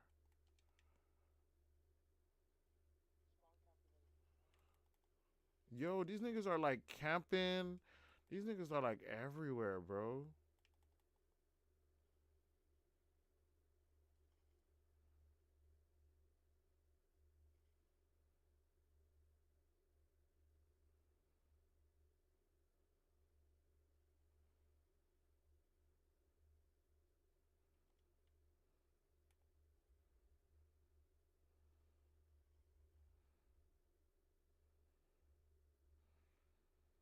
Bro, hey, see if you could go to B, and I'll see if I could cover you. Fuck, bruh. Yeah, we don't have time for all that. I didn't realize that shit. I was like, fuck.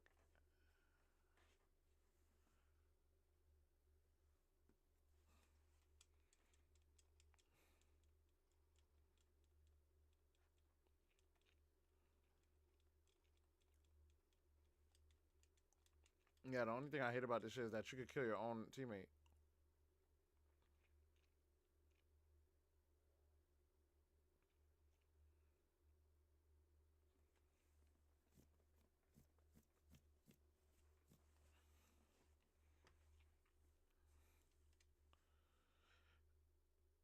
Yo, you want to continue on hardcore or you want to go to regular? Let's do church? All right, cool. Let's see.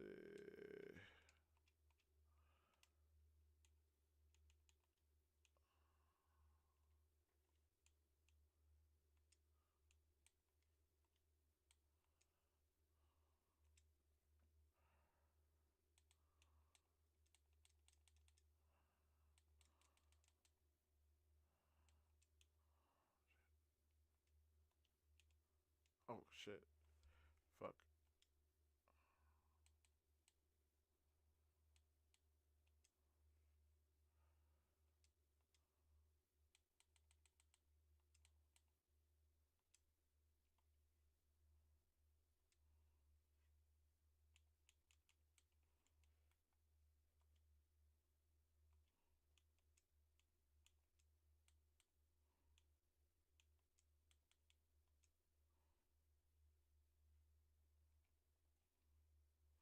Yo.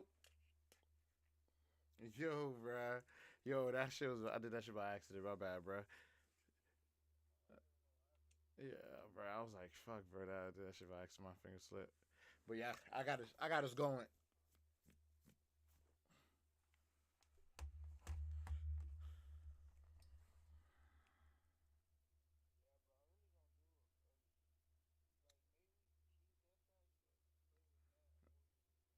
You do search. You fuck with search.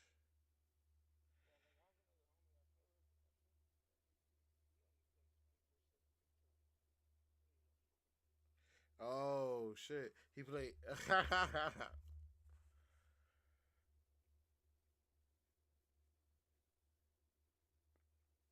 Sheesh. What's the objective of church?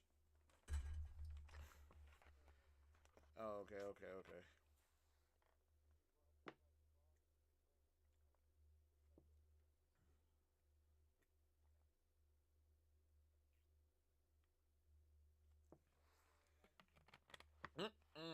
Mm-hmm.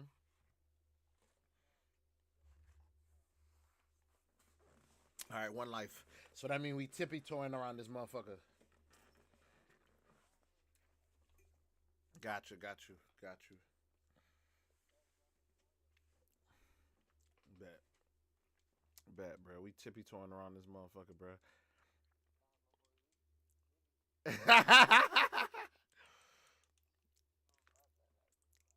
Hey, I know you about that life, bro. We were playing the other day. I was like, shit. Nah, bro. You know. You pretty sweaty, bro. You pretty sweaty.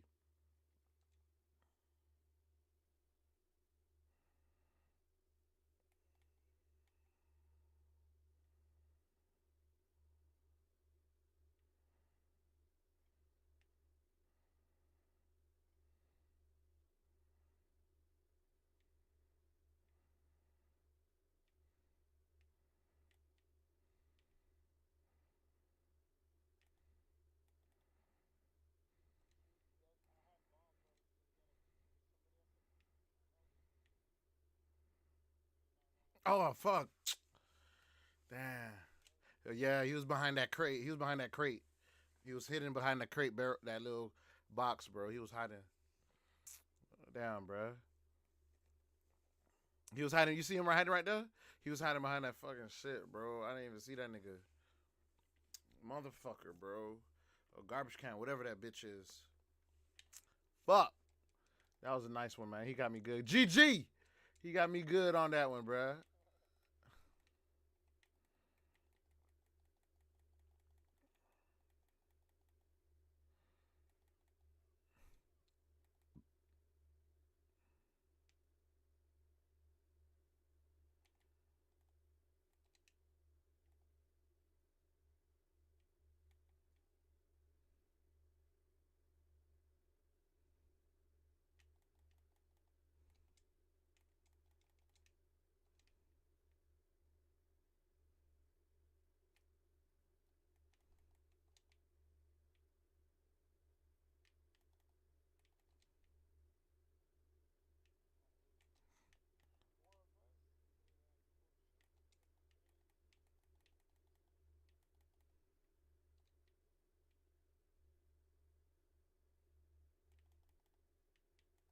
Yo, what the fuck? Nigga over here just fucking... Is this nigga moving? Are you alive, bro? Bro, are you actually... Do you see? I'm talking about this nigga right here. No, this nigga over here.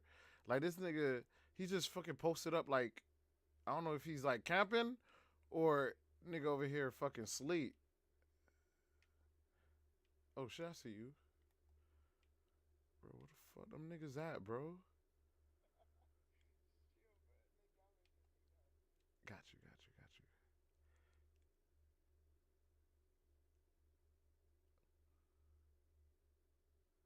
Oh, shit, you got that nigga?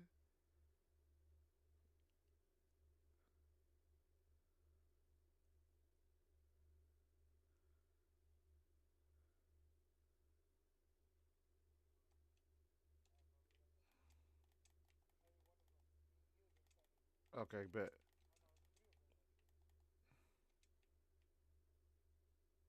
Fuck, where the fuck he got me from, bro?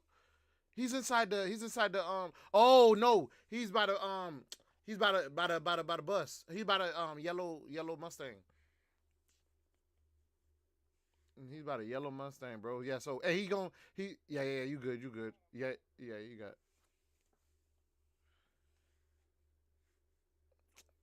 Damn, bro. That nigga saw me. He saw me in the fucking window, bro. That was funny. That was quite funny.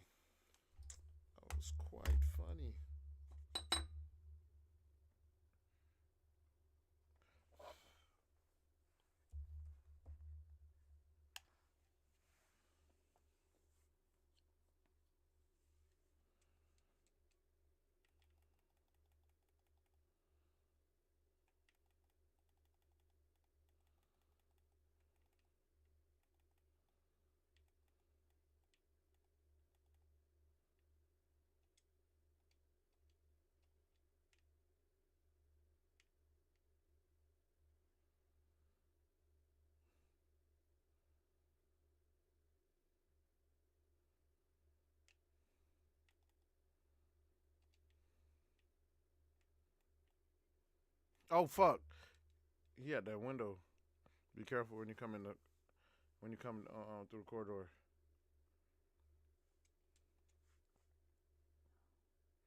He's at the window of the shit to your right.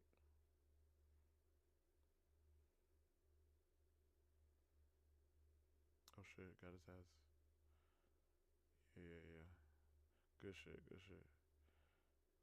Fuck. What the fuck? Yo, hey. Yo, I legit thought you had that shit. Yo, you slid right down. Yo, ass slid down like a motherfucker, bro. I was like, no.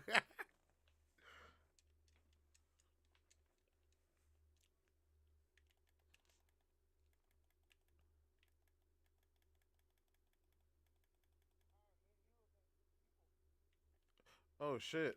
Everybody left. Alright, shit. Yep, that's it. Down. Somebody.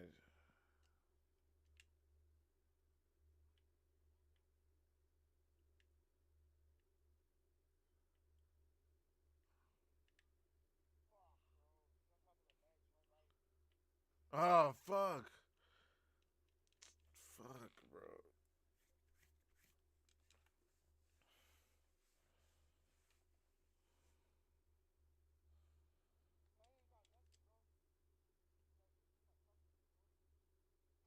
Shit, bro. He caught my ass. I didn't even see his ass.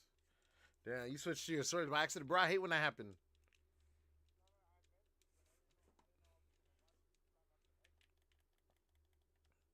Damn, them niggas really done bucked on our ass. Fuck that, man.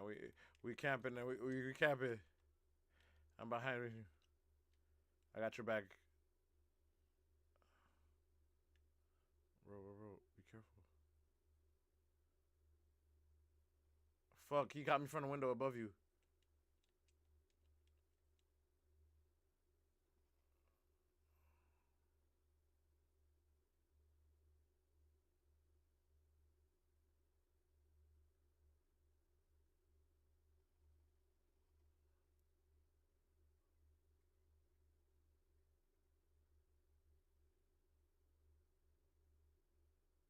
Damn, nigga, you quiet as shit. I ain't hear no footsteps.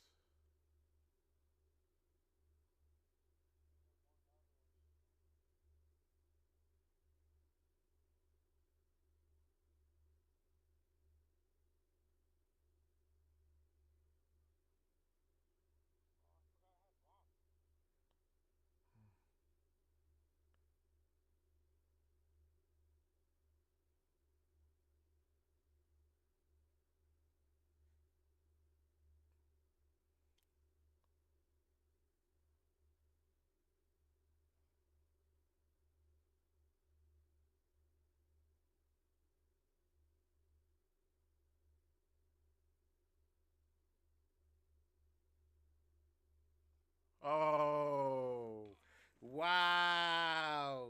Yo, he was fucking just like waiting, bro, the whole entire time. Like, yo, he legit was waiting on you the whole time, bro. He was like, fuck all that nonsense you doing, bro. Fuck.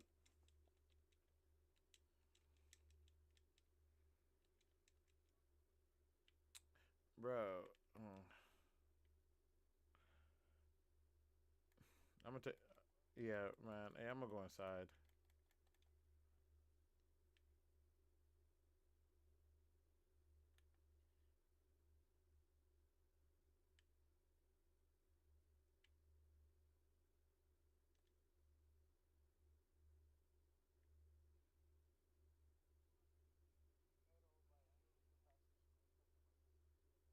Okay, okay.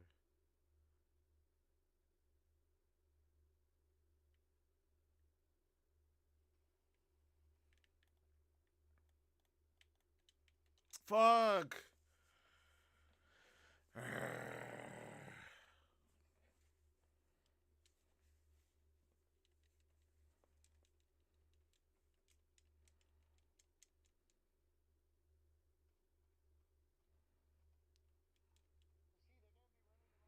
Yeah, they are. Gotcha, gotcha. Shit. Yo.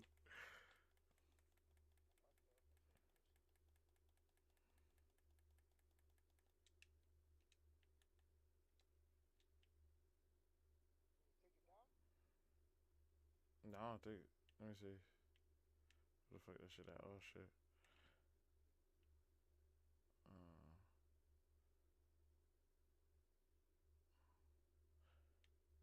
Oh shit. Oh shit. Oh shit.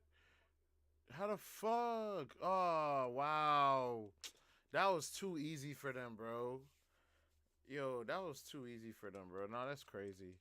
Yo, them niggas, yo, them niggas literally had a fucking missile.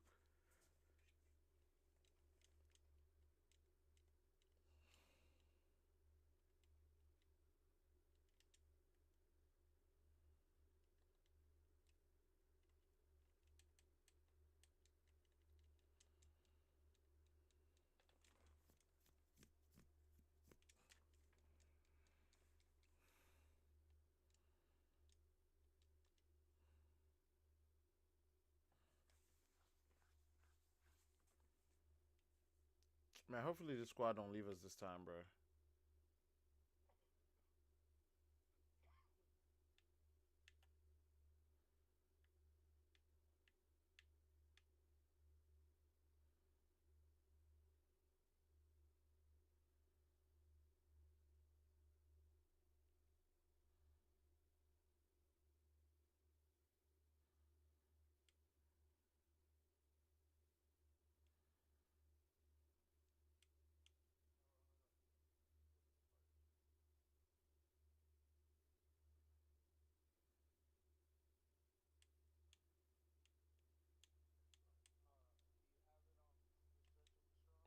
Yeah.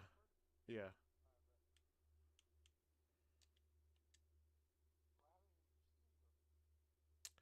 Bro, I don't even know. I don't like. I'm kind of new to gaming, like and shit like that. So like, I don't even like understand the concept of that shit. Like, how do you do that?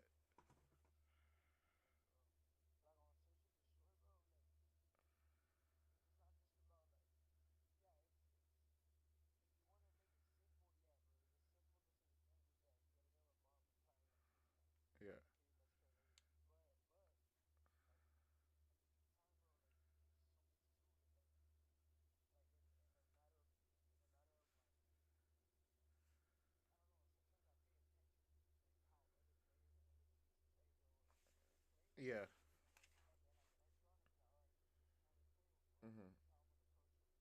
Gotcha. Yeah, tactical shit. Yeah.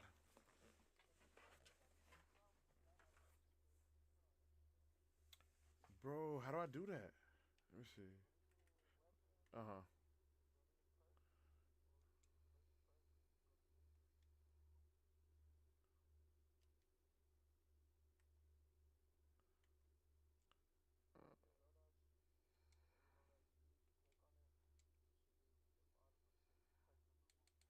Oh, yeah, put it on Ninja.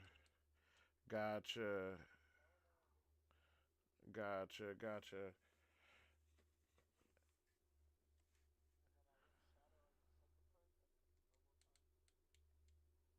Okay. Okay. And how do you do that prestige shit? Because I've been hearing a lot of people talk about it.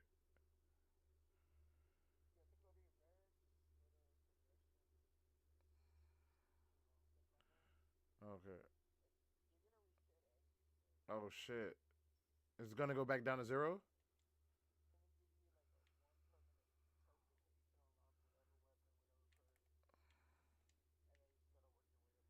Oh shit.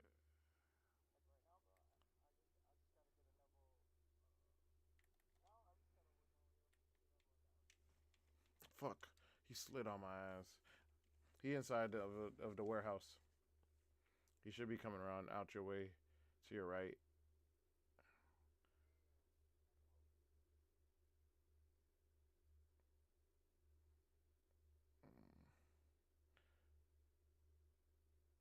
Yeah.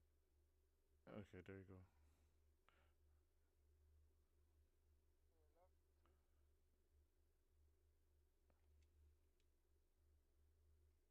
Fuck.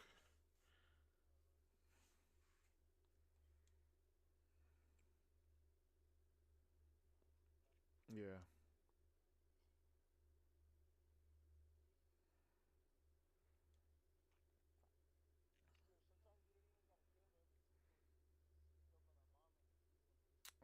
Yeah, okay. Shit.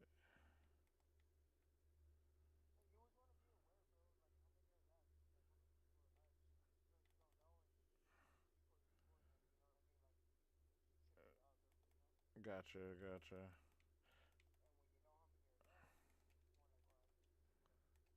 For sure.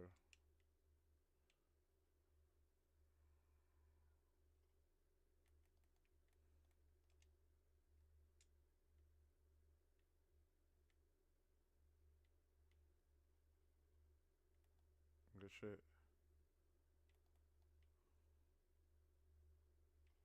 Yo, he just came in through the warehouse. He just came in through the window of the warehouse.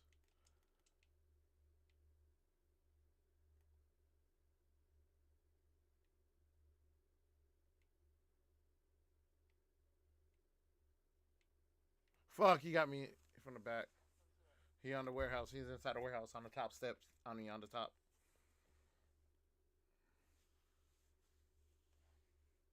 Yeah. Uh.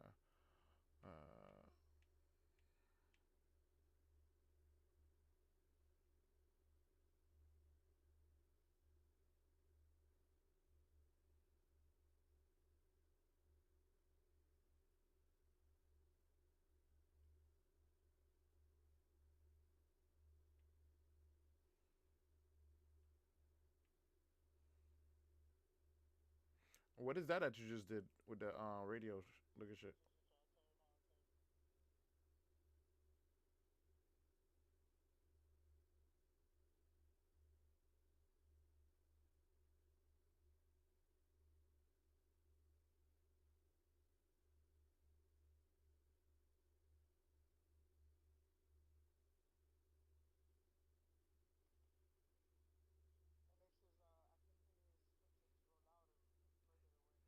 Oh shit.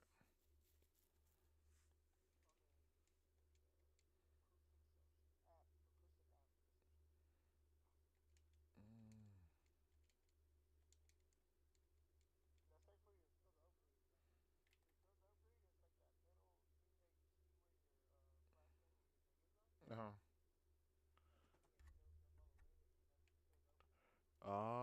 you can edit that.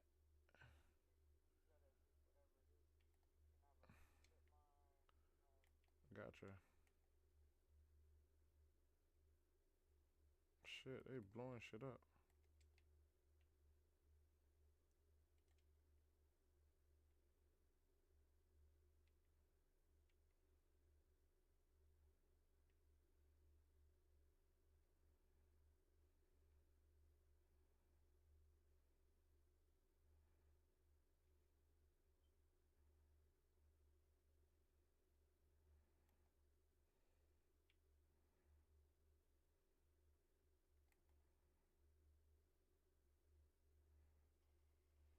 Got his ass.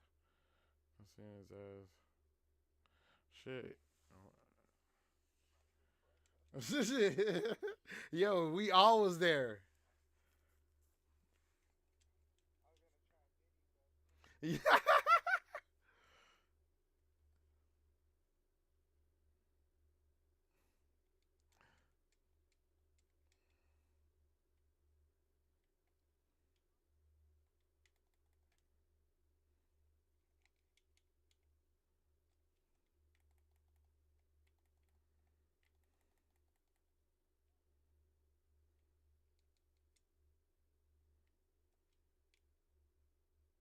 Fuck, is he right there in the middle of the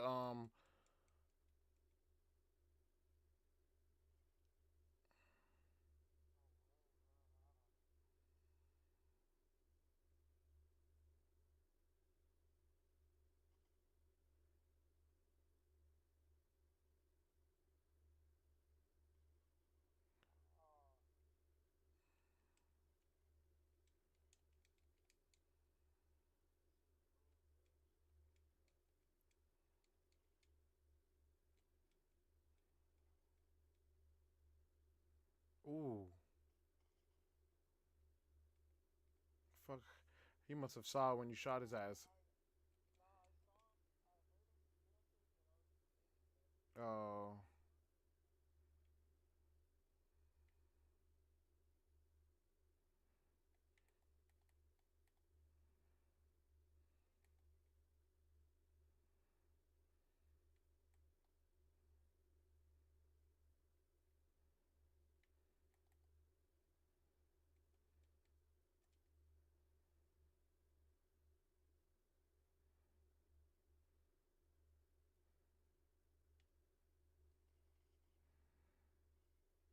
Fuck.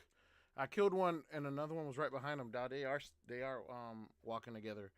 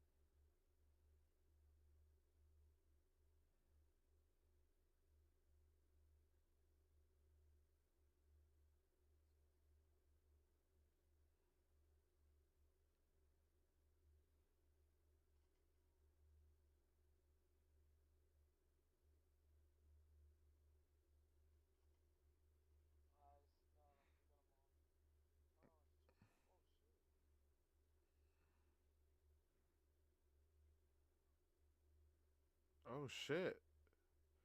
Oh shit! What the fuck? Yo, that's that's that was quite sweaty, bro. That was pretty dope. Good shit, good shit. With the fucking pistol, bro. Sick. With the fucking pistol, bro.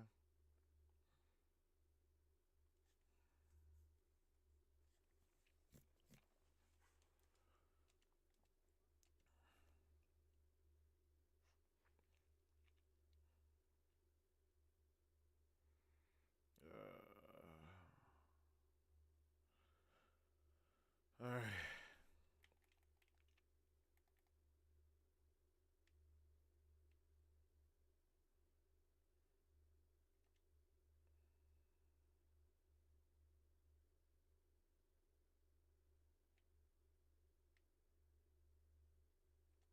Oh shit. Somebody's shooting at me. Oh, from the window, from the window. Oh, you seen him?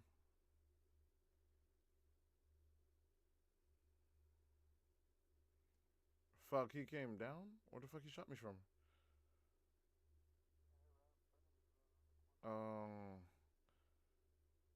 Oh, fuck, they are in pairs, bro. Them boys walking together.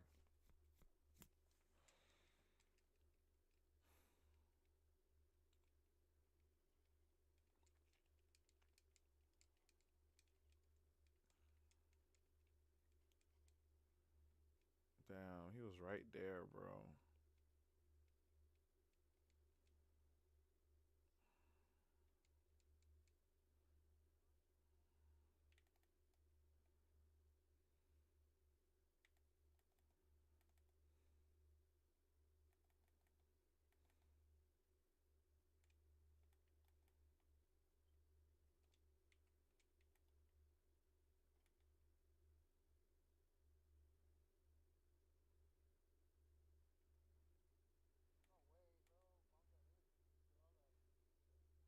You're on that B side.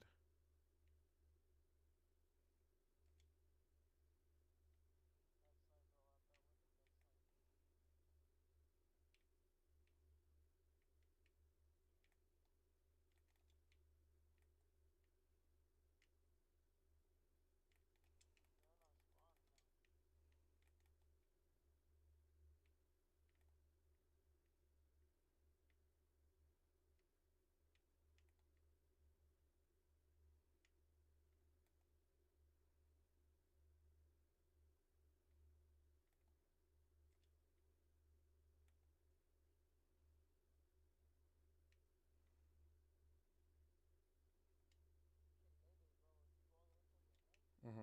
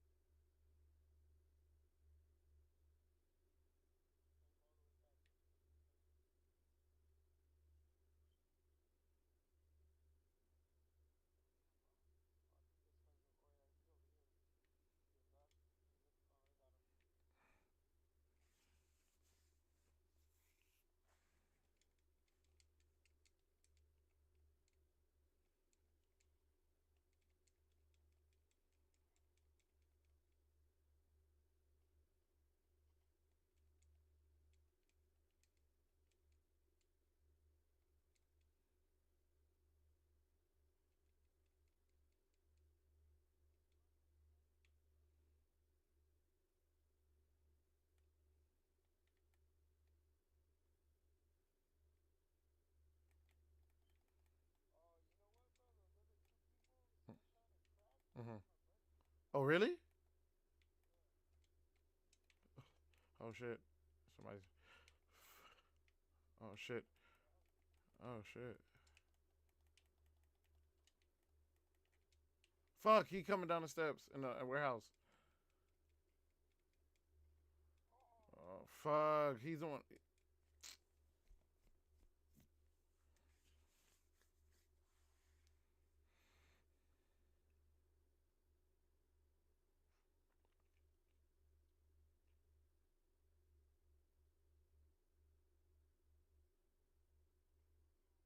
Fuck. Alright, cool. Let's see.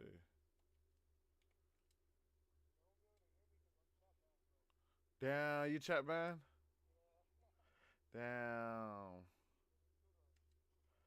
Yo. Yo.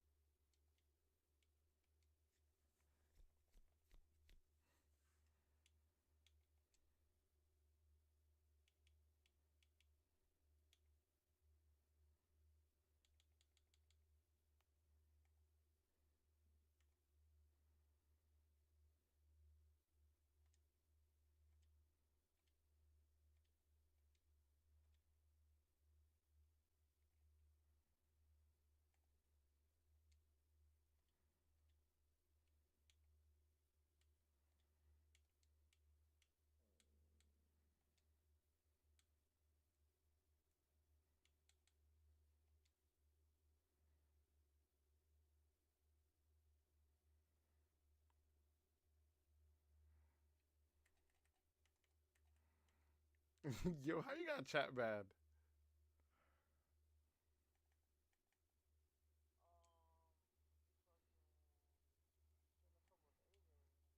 Uh, shit. All right, so I go to Prestige. I press Prestige available.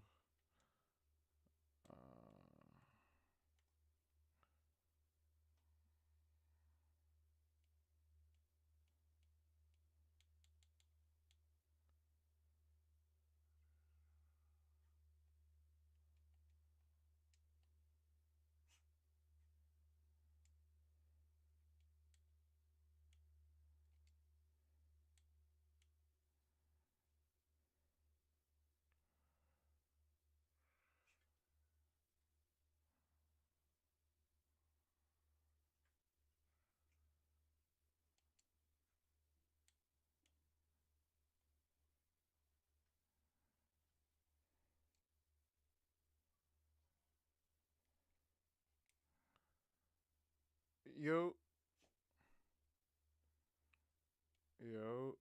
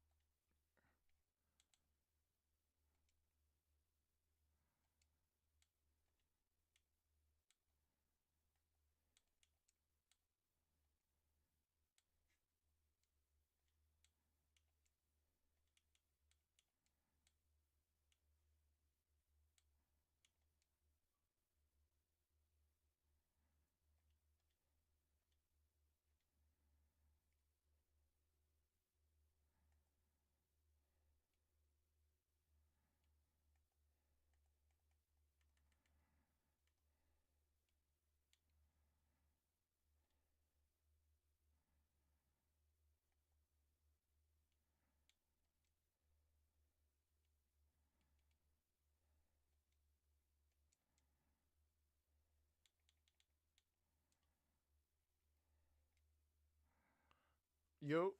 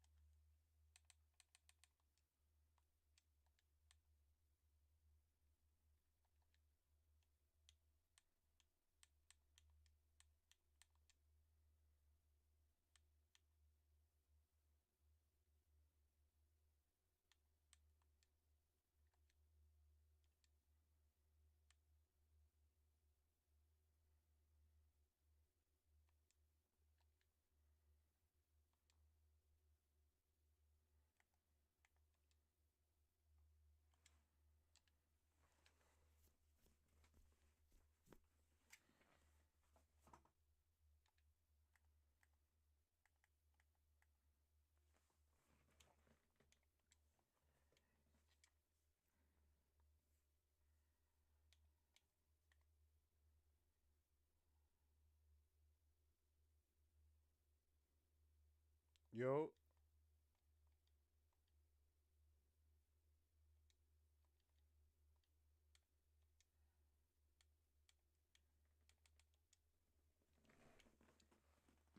Yo.